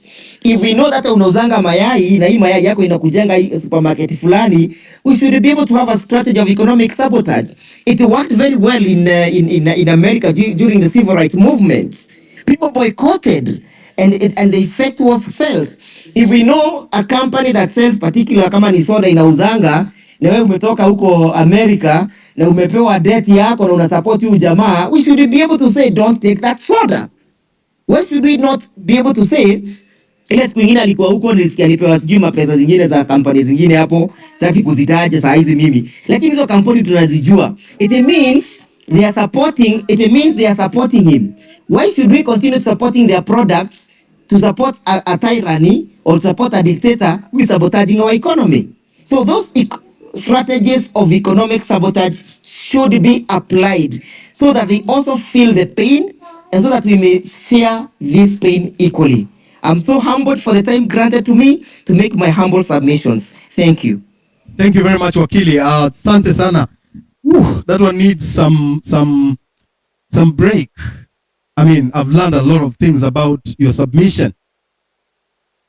We are a country that is carrying debt that we don't know what it is paying for, who borrowed the debt, and why. Someone asked me the other day that the government is not creating jobs. The government does not create jobs. The government creates an enabling environment for you to create a job. Kazi ya serikali ni kukupatia environment poa ndio ufanye kazi. Serikali ikiandika daktari, haija create kazi ya daktari. Imeandika huyo daktari asaidie serikali ku create enabling environment ya mtu kufanya kazi. So that ukikuwa mgonjwa ukifanya kazi, unaenda kwa hospitali ya serikali, unatibiwa, ndio urudi ufanye kazi. Ukifanya kazi unakuwa productive, then the government comes and tells you, ulienda kwa hospitali yetu, hebu lipa hii tax. Essentially, haufai kulipa pesa kwa hospitali kwa sababu unalipa tax. So kazi ya serikali ni kukupatia the right environment ya wewe kufanya kazi. And when you work, that's when you create a job. For example, kama wewe ni engineer, that is your work. Uko na skill ya engineering. So una create kampuni yako ya kutengeneza bridge. So kwa hiyo kampuni yako utaandika watu, au watu umewapatia job. So your work has created a job. So serikali kazi yake ni create environment ndio wewe ufanye nini, thrive, ukwe productive. So when you are productive, ndio serikali inakuja nasema, jo hapo umekuwa productive, hebu nipatie hata 10%. Lakini tuko na serikali yenye inakuitisha 10% hata kama hujakuwa productive. So serikali kama hiyo tunaita predatory government. It is like a predator, ni kama vampire. Aione ukifanya kazi, uko nyumbani umekaa. Lakini nakwambia file returns. How do you file returns na unataka kazi? Nakwambia file nil returns. Sasa walikuwa wamefika ile level ya wanataka kuangalia kwa M-Pesa yako. Mimi nimekuja kwa inbox yangu, umesema umelala njaa. Nimekutumia 200 ili ujisupport. Wanaingia kwa M-Pesa yako wanasema ulipata 200. So kwa hiyo 200 tupatie shilingi 20. Usipopeana hiyo shilingi 20 by 30th of June, wanakufungulia mashtaka. Ile siku utapata job, unaletewa barua nasema haukulipa tax miaka fulani na tunakuitisha penalty ya 80,000. That is predatory government. And we must stand up against this predatory behavior ya serikali yenye tuko nayo saa hii. We must stand. That's why wakili amesema we keep the fire burning. Na kuna strategies mingi. Kuna watu wata protest, kuna watu huko nje, kuna watu wata raise heat hapa kwa digital platforms, kuna watu wata boycott, kuna watu watakuwa na slow inatoja wata go slow. Kesho madaktari wanaenda MOH. It's part of the revolution. Siati mna separate, mnasema hao ni madaktari. Madaktari wanaenda MOH kesho Afya House. Inafaa wale wenye watakuwa waende wa support. That is just putting the pressure. Na aim ya madaktari ni moja. Ni kupoke holes kwa hiyo cabinet. Kwa sababu hiyo cabinet iko na watu filthy. Jana mwana cabinet secretary fulani ameshikwa huko na bibi ya mtu, amepigwa mangumi. How can a whole cabinet secretary, ule ambaye anabeba value ya country yetu, unapatikana kwa hoteli na bibi ya mtu, unapigwa mangume huko, unaibishwa huko. So it is not true that the president is saying ati cabinet yake ni safi. It is dirty, and I think this is the worst cabinet secretary in cabinet office. Can you sing something as we take a cup of water, a glass of water, and then we come back? Yes, sir. I'm on. Can you hear me? Yes, we can hear you, sir. Introduce yourself. Yes, we can. You're a young man. You're a Gen Z. How is the music? I'm not a Gen Z per se. I'm a millennial. All right. Yeah, my name is Alan Shioso, but you can simply call me Shio. That's easy. Yes. I'm a performing artist under this entity called Tontenas Entertainment. All right. And basically, I do advocacy through performing art. That is playwriting, acting, directing, music directing, and singing. All right. So today I'll do an original piece. Before you go to the original piece, how is the environment? Is the government giving you a good environment to escalate your talent? Not really per se, because as an artist, I believe change can only come through structures. Yes. And so far, we don't have structures. Even when we try to put up suggestions, they are not being followed to the core. So I believe the best way is having structures that will elevate the creative economy. All right. And so that artists can be sustainable. And I'm on course doing that under Kenya Cultural Center, incorporating Kenya National Theatre. And I hope for starters, this blueprint that I'm trying to put across will make sense, because my passion is creating a sustainable environment for the creative economy. Because as a practitioner in the theatre space, as a performer, it's really hard. At the moment, even since COVID came in, it has been worse. But we keep on pushing. Yes. All right. What about Talantahela?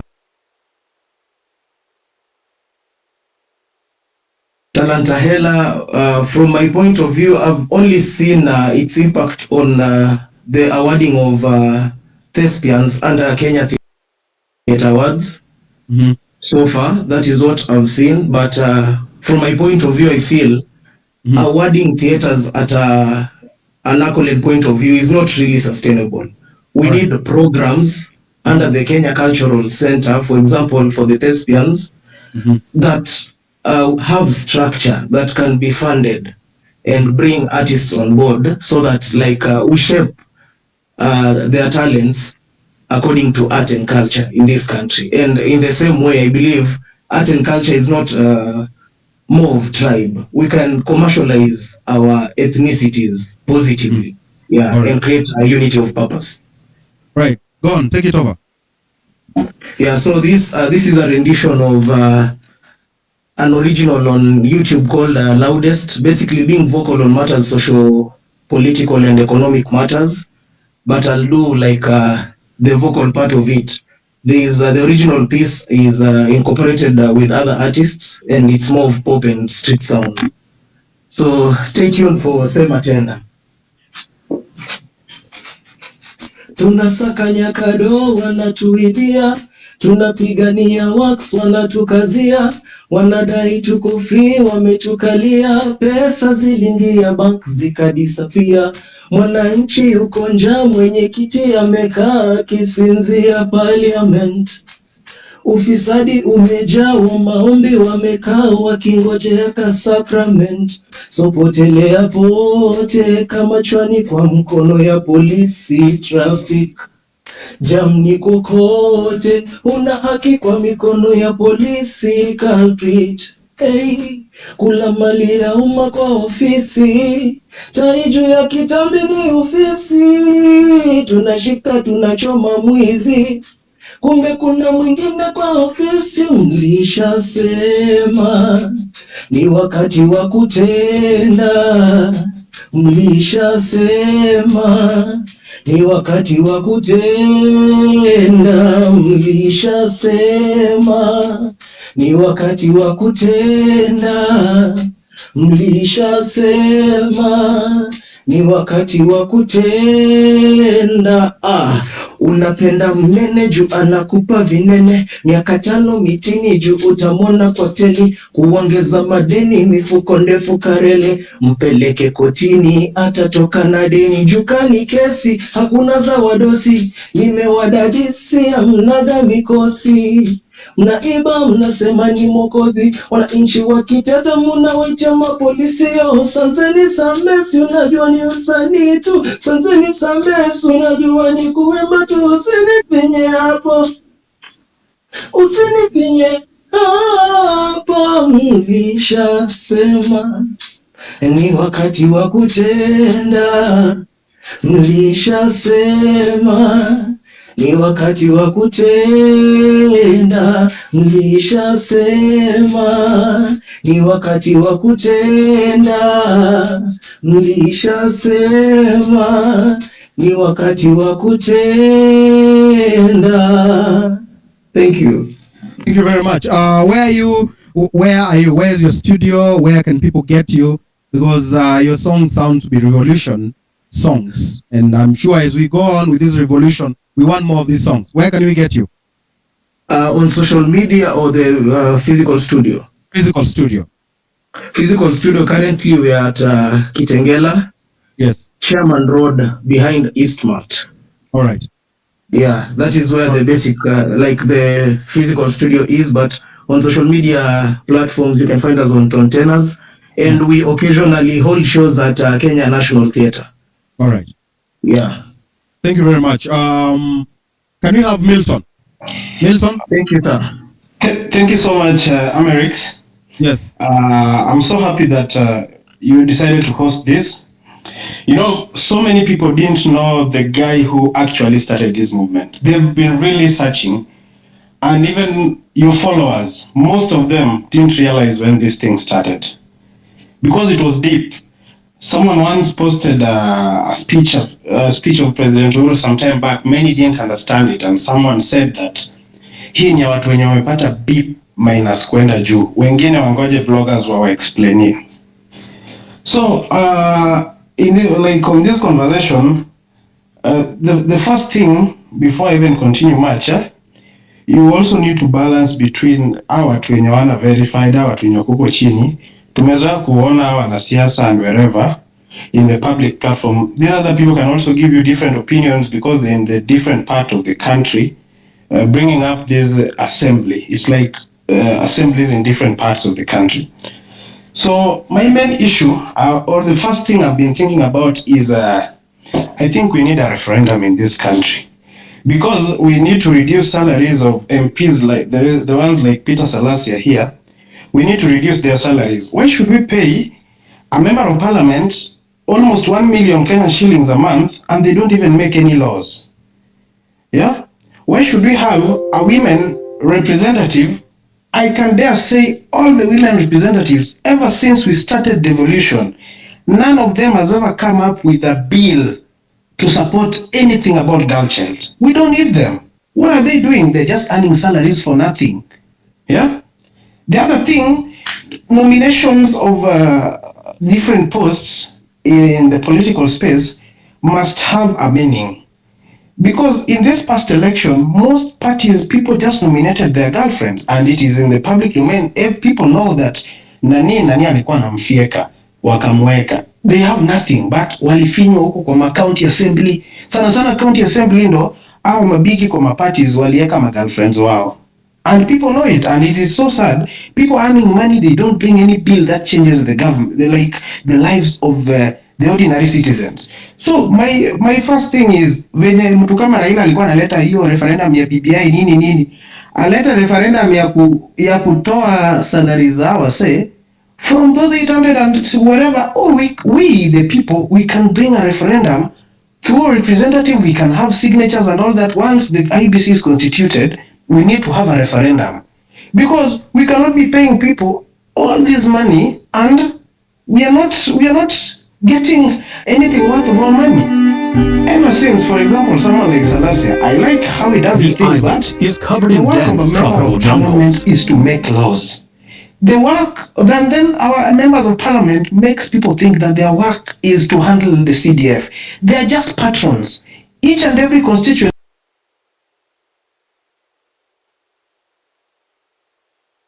has someone called constituency development.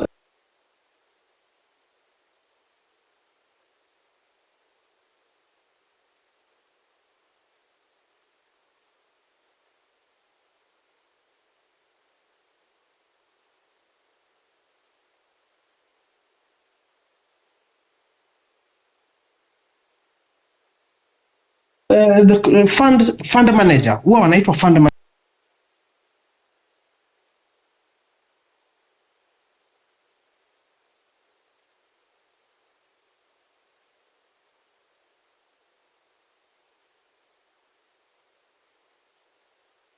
House, you should send that warthog home.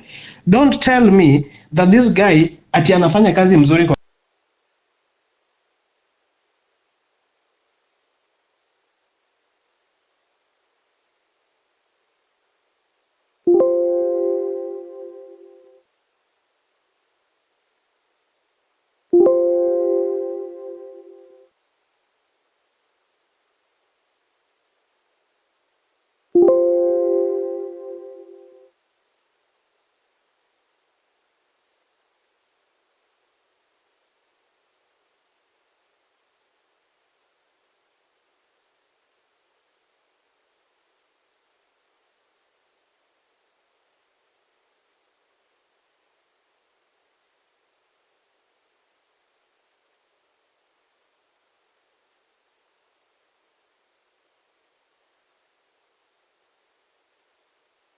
guys, they said that they're not going to allocate funds to these people.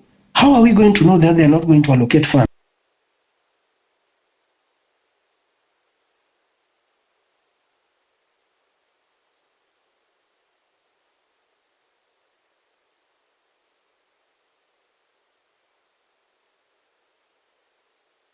Advisors by half. Yes.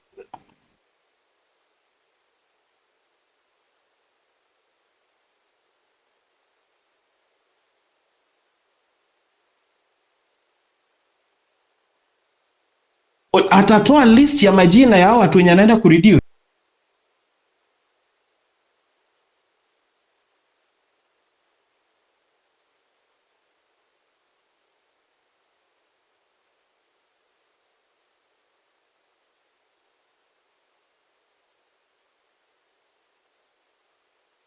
They've been bad. So he was also working with very bad people.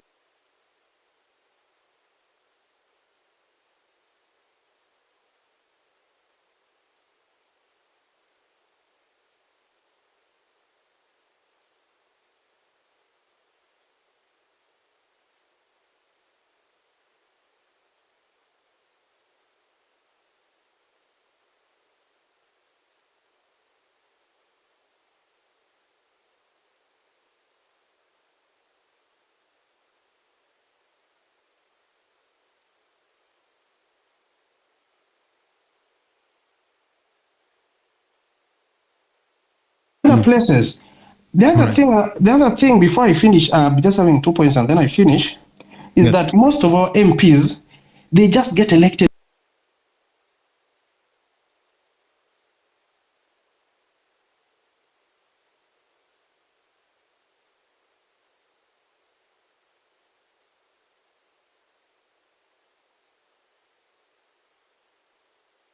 I have the information. In the last government, before William came in,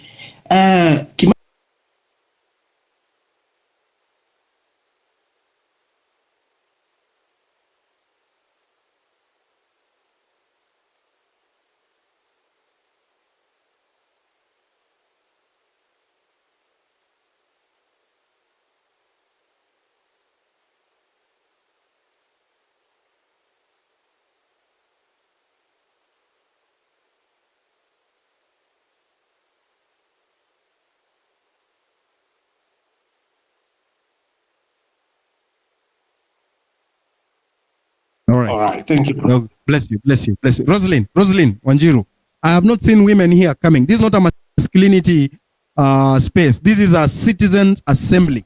I want to see more women here because I wrote yesterday that any combat, as long as women are giving us the buffer zone, that combat will be successful. I want to see more women here talking.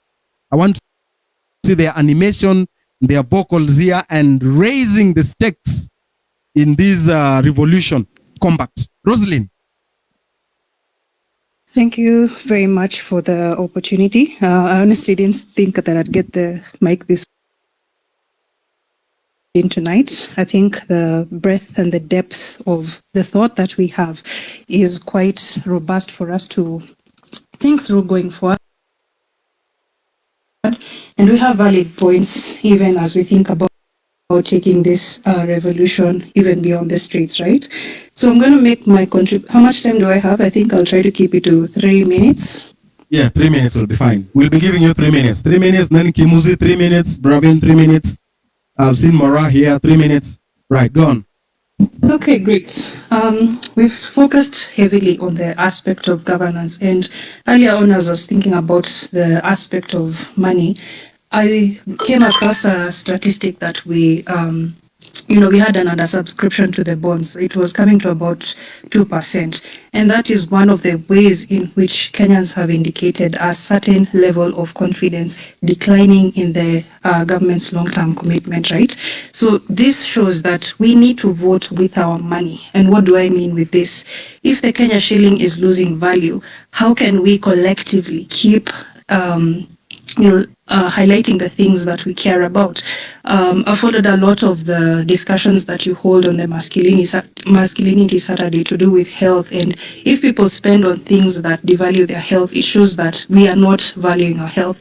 If we spend on things that are not forwarding our collective strength intellectually, mentally, professionally, it shows that we're not valuing ourselves. So it comes back to the money. We need to ask the questions about the money, where it's going, where it's being spent, how it's being spent, and how we can vote with our money. We've seen the for example, Safaricom being one of the institutions that is a gap in terms of internet connectivity. The space has dropped severally, which has been frustrating. And I know as we as we converse on how to participate more in Starlink, we will know that digital connectivity is not a thing we can compromise on going forward. In terms of Parliament, unfortunately, we've seen the problems of committees and overregulation. This needs to end, because for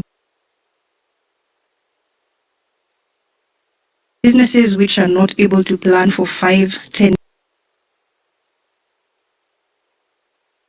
and revising our compliance every year, that should end with this, hopefully, revolution as we think about building sustainable businesses in Kenya. Thirdly, it's that in terms of the money, we need to rethink how we are investing, how we are saving. If we're all saving in for example, banks and money market funds, and yes, these have been valuable, but if we are not getting returns that are above the rate of inflation, we are losing in as much as we are trying to work harder. The problem with printing currency, and as we've seen this with the US dollar, is that the height of the dollar printing has gotten its debt level to 30.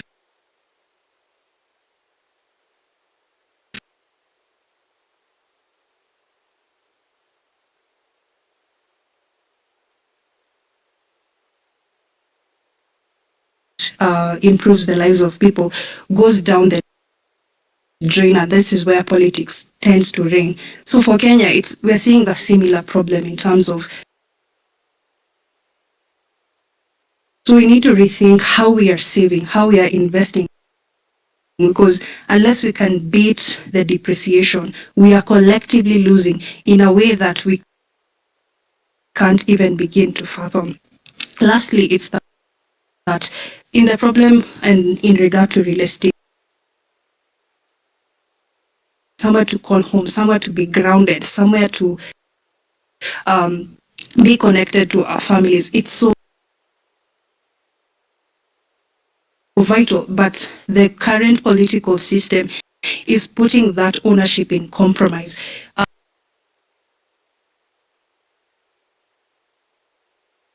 We've seen too many funds looted, going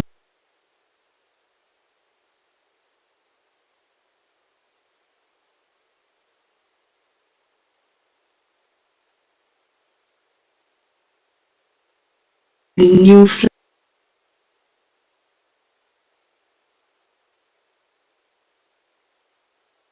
earning less than 100,000 shillings or less than 150,000 shillings. When will we afford a real estate demand or pricing of 5 million, 10 million, 15 million shillings? And this is minus furnishing, minus the long-term goals that we want. We need to rethink the money, because this is where our collective strength is being sapped. And if we can see this conversation in terms of the future and in terms of breaking away from what has been expected of us, then we do have a shot at doing this differently. So allow me to just sum that up right there, and I'll summarize some of these thoughts in the comment section. Thank you very much. Thank you very much. That was brilliant. Brilliant. Mora. Shanky, they have said you should sing, and if you sing, they'll sleep. I don't know why they don't like you. Mora. Thank you so much, Amerix, for this space. Yes. I don't have much to say, but I just want to talk about two things. The first thing is, I think we're not talking so much about education, because a couple of years ago, maybe 3 years ago, Somebody in campus will pay 30,000, 40,000, and then suddenly they're required to pay around 250,000. In as much as we have inflation, I think there's just something that the government is not telling us about. Either they don't want people in this era to go to school, they don't want people to be educated so that they may question their expenditures and stuff like that. Another thing that I want to also talk about is, I think something like Kenya Power, it needs to be disbanded, first of all. Totally. Because, for instance, a week ago, I will buy tokens. 1,000 bob probably will give me around 48 units. Today, it's giving me 38 units. Either they're eating our money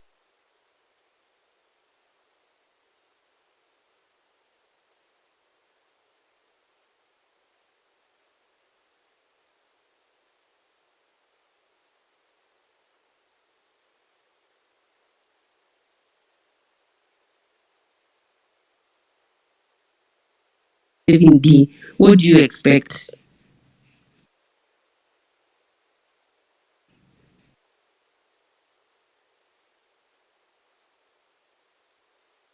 So I think that we should continue with this revolution, and my big issue is education. I think that is where I want us to talk about so much. Thank you. Education, because it's become too expensive. I think more than 50% will not go to campus this year because it's too expensive. Yeah. And if they cannot acquire that education, then that means they'll continue living in dire poverty. Yes. Thank you. Yeah, Thank you very much. that's all that I wanted. I just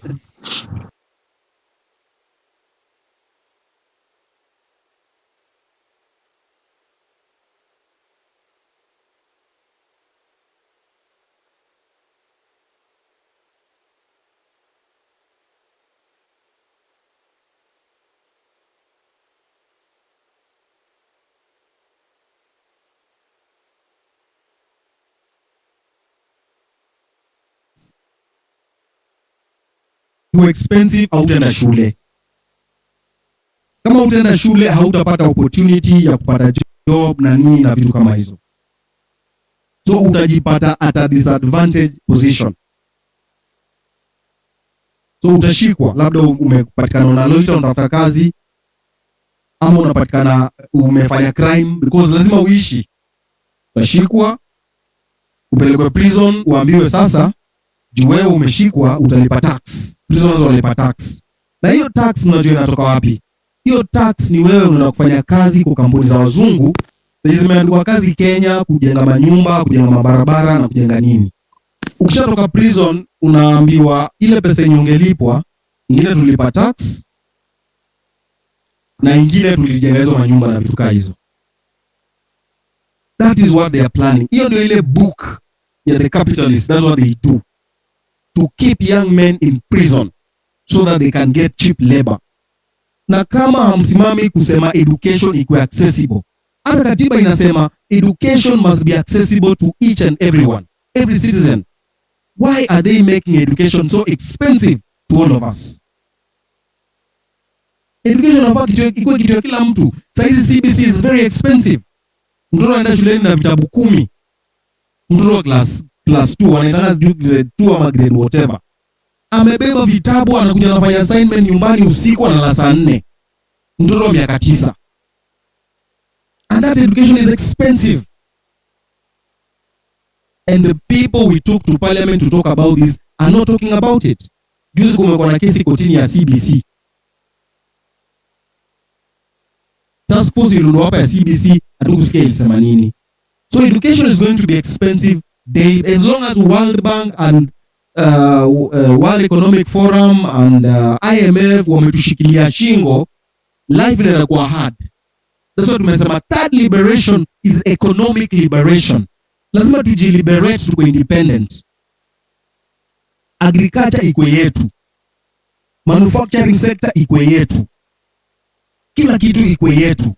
Ukimaliza shule unafanya kazi hapa Kenya, because Kenya iko na ability na capacity ya kujisimamia.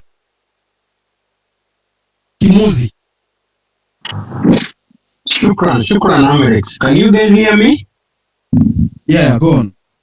Yeah, thank you so much for unblocking this. First and foremost, I'm not the enemy. Enemy ni Ruto. After 4 years nimetoka Mexico. And funny enough, hata Nyakundi alikuwa ameniblock and I'm not the enemy. The enemy is this Ruto. So I want just to talk about youth unemployment because I'm really passionate about youth unemployment. And just to echo on what you have just been saying right now is a quality education. Like quality education is a requirement even by the UN. Unajua the SDGs, people should be knowing about the SDGs. Kuna SDGs 17 and quality education, gender, clean water and sanitation, all these equal infrastructure, energy, it's there. People should be learning about sustainability. For a nation to become sustainable, we should be having these bare minimum things. But Ruto's government is frustrating people. Another thing I want to talk about is a justice. Hii ndio ni kitu nataka kuongelea kabisa kwa the first one. Mi sitaki ya polisi, sitaki ya polisi wa get away with this murdering of innocent individuals. Personally, I know the family through a friend, the family of Eric Chieni. And it was so painful, their story. Ukisikia their story, actually they were requesting to have a space of the victims just to rant to talk about how it's affecting them because it's from their own perspective. Tusikize uchungi hao because people really underrate, and that's why like nasikia ni huyo polisi akionekana mali yako, like we should hold these people accountable. Ruto should do something about these people. It's becoming normal. We're actually normalizing killing of protesters in Kenya. Baby Pendo alipotezwa 2017 during the protest watu hii. Juzi kuna mtu ameshutiwa, watu they are losing their lives. It's no longer peaceful. Huko Maliniko, actually Maliniko have gone to protest in this country na hakuna mali wanatumia excessive force. It's actually like the kind unaenda concert ndio ni protest. That's actually something that should be implemented. You number one, justice for the victims of the family. Like lazima they were paid justice. Number two, I just want to talk about you guys know I was the biggest supporter of this regime, but mali tulitokana na hii regime, the youth unemployment na the galana kulali, food security. We cannot be talking about food insecurity in a country and yet we have galana kulali. I actually have a whole file ya watu walikuwa Israel wenye wali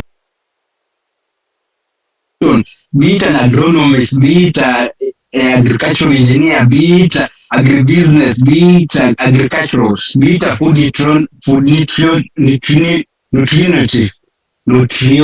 who are food to you, understand what I'm saying? Be it a person of horticulture, be it floriculture. I have all these people, all their fights. But what is the government doing? Wanapea watu wadosi kazi huko juu agriculture. Actually, it is so shameful that someone was coming from this place and they are discussing very important aspects of engineering. Alafu watu wako panel, they don't understand what they are saying and they were like, mnafanya nini hapa kama mwelewi? And one thing now, sitete wazungu, they are bullshit wote. But inasema, they really value competency. Ukienda table na wewe ni engineer, umesema ni civil engineer, you should prove that you are a civil engineer. Personally, I'm an employed, miserable, and registered engineer because of all that is going on in Kenya. But what I'm saying, Kenya doesn't value meritocracy. Ndio maana tuko nao mafala pale huko juu. And before I come to youth unemployment ya mwisho, I just want to talk of something that has affected me yesterday and the other day, and people are thinking that we were on this or anything. It's about the betrayal and it's an issue. Tumeamua saizi it's an issue na nimesikia Ombachi akiongelea it's an issue or anything, and even Nyakundi Ombachi was bashing you, and I am actually concurring with Ombachi because back in the time Nyakundi unajua chenye ulikuwa unafanya, and we both know tunasema ukweli, we both know ulikuwa unakubali kununulia na Safaricom and that such, but it's a thing of the past. Now the enemy is Ruto. Hata utero iliniumiza personally because we were supposed to co-host a space ama ni host a space concurrent na ile ingine parallel, but I don't know why he did that. Like it really hurted me. I don't know, hata dem to cheat on you because unaweza pata dem mwingine, but For a man, the biggest pillars that define a man is trust, loyalty, and integrity. You should never break that. You should never break that. Money can never buy such. Money can never bring back lost lives. What Osama did, he derailed this movement, but sasa tumerudi na ubaya. Today I was really happy that naona watu wametokelezea Sabasaba and the movement, Amerix to make a space, the movement is back. We have forgotten about Otero. It's kind of personal for me because I was paid. Yes, I was paid. I was paid because of I was paid na hatred. I am paid by the I have this government. I am paid by the misery nimepitia na hii government ndio nikatoka hiyo nchi. Mimi sitaki kwa danganya simi alitoka Kenya, but ilibidi nimetoka because of what I saw and what I'm going through it. The youth unemployment. Guys, people don't know people. The youth were losing the youth in Kenya to alcohol, misery, gambling because of being unemployed. Personally, I know people wenye Amerix amesema saizi ukisoma nje, ukisoma Kenya,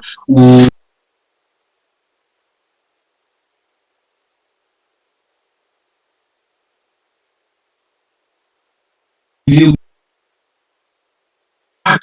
their students like 95% absorption rate, and that's why only Tel Aviv iko na almost more than 10,000 startups. It's a startup nation. It has more than 10. Nikiwa alikuwa here ahead of me, aliunda a voting system ya blockchain. Why mbona hakuwa ifandiwa hiyo kitu iwekwe ikuwe kama IBC ya Kenya? Why? Because we don't value our education system. We value watu waheshimiwa wako wamejaa sijui KPLC, wamejaa Kenyan, wamejaa wapi. Me personally, I used to live in Roysambu, Red Plate. People know me from that. Hata Mora mwenye ameongea sahihi. I know her personally, she knows me. Tuliishi Ngara tukiteseka. Youth unemployment ni mbaya sana. Unapata watu wakiwa Kenyans, not because they are in Kenyans. Wanakunya because of they cannot stomach what's going on in their life. They have done, it's really miserable to work hard all just to Amerix 2 minutes more. It's all ni kitu mbaya sana to work, to struggle all your life and not to get the fruits. Ni mbaya sana kupanda, tuseme saizi umepanda kitu kaa pilipili because I'm a farmer. Umepanda pilipili alafu isitoe mazao. Ni mbaya sana na umepeleka hadi huko juu. So, sisi hatuna mazao, mbona ujaze engineer, ujaze graduates into the field, na hana mazao. So what I'm trying to talk about, the government should create an environment, the government should not provide the jobs, the government should provide an environment, the security, the finances to these people so that nataka watu wa feel the pain because I've been talking about employment kaya daktari. I need to say back in 2020 there are doctors that are unemployed. But people couldn't believe, but now watu waliona kuna doctors wenye wako unemployed. So these are very big issue. I need us to move on forward, forget about traitors, tuendelee na hiki tu. You should be activism. The last thing I want to say, activism should never and ever be paid. It's priceless. You should lose your life because of activism. Pambana hadi mwisho hata ukifikia kisu. Thank you. Asante sana. So we only have 7 minutes and I'm going to give Diana Ocheng. Diana Ocheng? Hi, I'm here. Yes, I'm giving you 2 minutes. Okay, thank you so much for the opportunity. Yes, psych up the movement. Asante. Yes. I'm Diana Wakili, and I'm just here to reiterate what Willis and my fellow council say. Right. What we're experiencing over here, guys, as much as it was the finance bill, sure, the finance bill is going to pass come 14th of July. That comes with a lot of issues. The National Land Commission, the CS being given the power that used to be given to the Land Acquisition, to the NLC for compulsory land acquisition, the Data Protection Act, ile ukienda out, umeenda Milan, umeenda Oyster Bay, umespend 10K. Next week, what is it? And one thing people have said, the power is ours. Article 1 of the Constitution says power is either given directly or indirectly. What we did, as we said, we went and took our power. Parliament. Okay, right now we're calling for IBC reforms and our National Transitional Committee. I just want to put it across to people, as you're calling for Ruto to form all this, me personally, there's no way Ruto can be overseeing the committee that is going to still have his hands inside the cookie jar. And one thing that I want has been mentioned, I was in another space with Kimuzi, and somebody who funded Ruto's campaign really aliangusha sense up on akasema, if we really want this thing, our elections attached the IBC servers. I'll just put it over there. Why haven't the servers been accessible to us all these years? If our voice is truly in our kura and our voters card, tutaenda tupige kura alafu tena tuseme tena tumeoshwa tujam tuseme wafungue servers wakatae. Guys, this is irrelevant, but I was in Baba's legal team. And I don't tell you, those servers are really key. Those servers, if we're really to champion for a better thing, if the result can be streamed and we can see, why can't they also open the servers if the servers are clean? I have a suspicion that ile siku tutaifungue hizo servers, tunaweza shtuka as a country. So as we push for the agenda, also that's one agenda that we should have on the table. Thank you very much. Thank you very much. Robin? I just have 2 minutes. Bravin disappeared. So who is that? It's me, Eric. Yes? It's Elvis. Yes, Elvis, giving you 2 minutes. Hi, Eric. Yes, go on. Thank you for the space. So for me, I just go straight to the point. It's about the hallucinations that the president has been peddling around about jobs abroad. And I want to tell everybody who's listening here that it's a big lie. There's no deal is going out there to make about the jobs abroad. As you all know, for those who follow the news, I'm sure you've heard about the G7 countries, that is ranging from Australia, that they are all trying to close borders and regulate immigration. So when someone is coming up to, he's using the term that I'm looking jobs for you guys abroad, it's a lie. There's nothing like that happening. In fact, they are tightening borders, and in the next 1 year, it's going to be very hard to get any visa for any of these countries. Then number 2,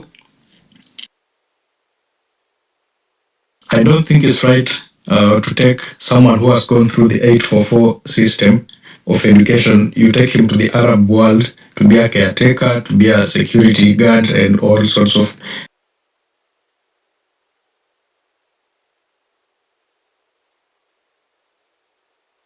an MP or a president is going to use 150 billion to campaign to become president to earn a salary of 1 million. It doesn't really make sense.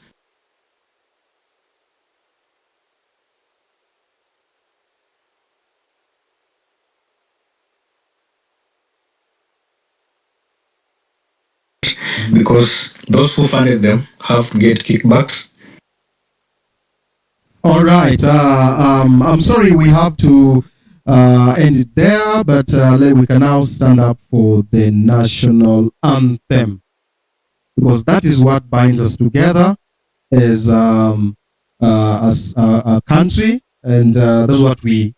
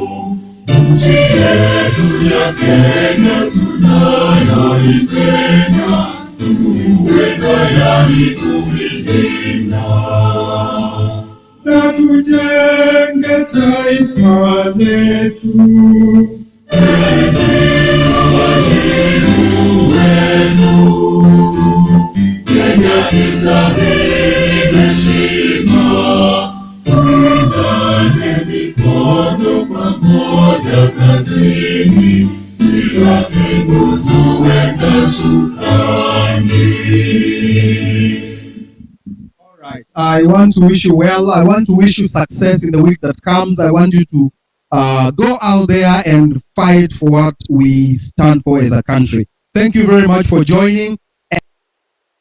And we are going to have a citizen assembly again next time. Bye-bye.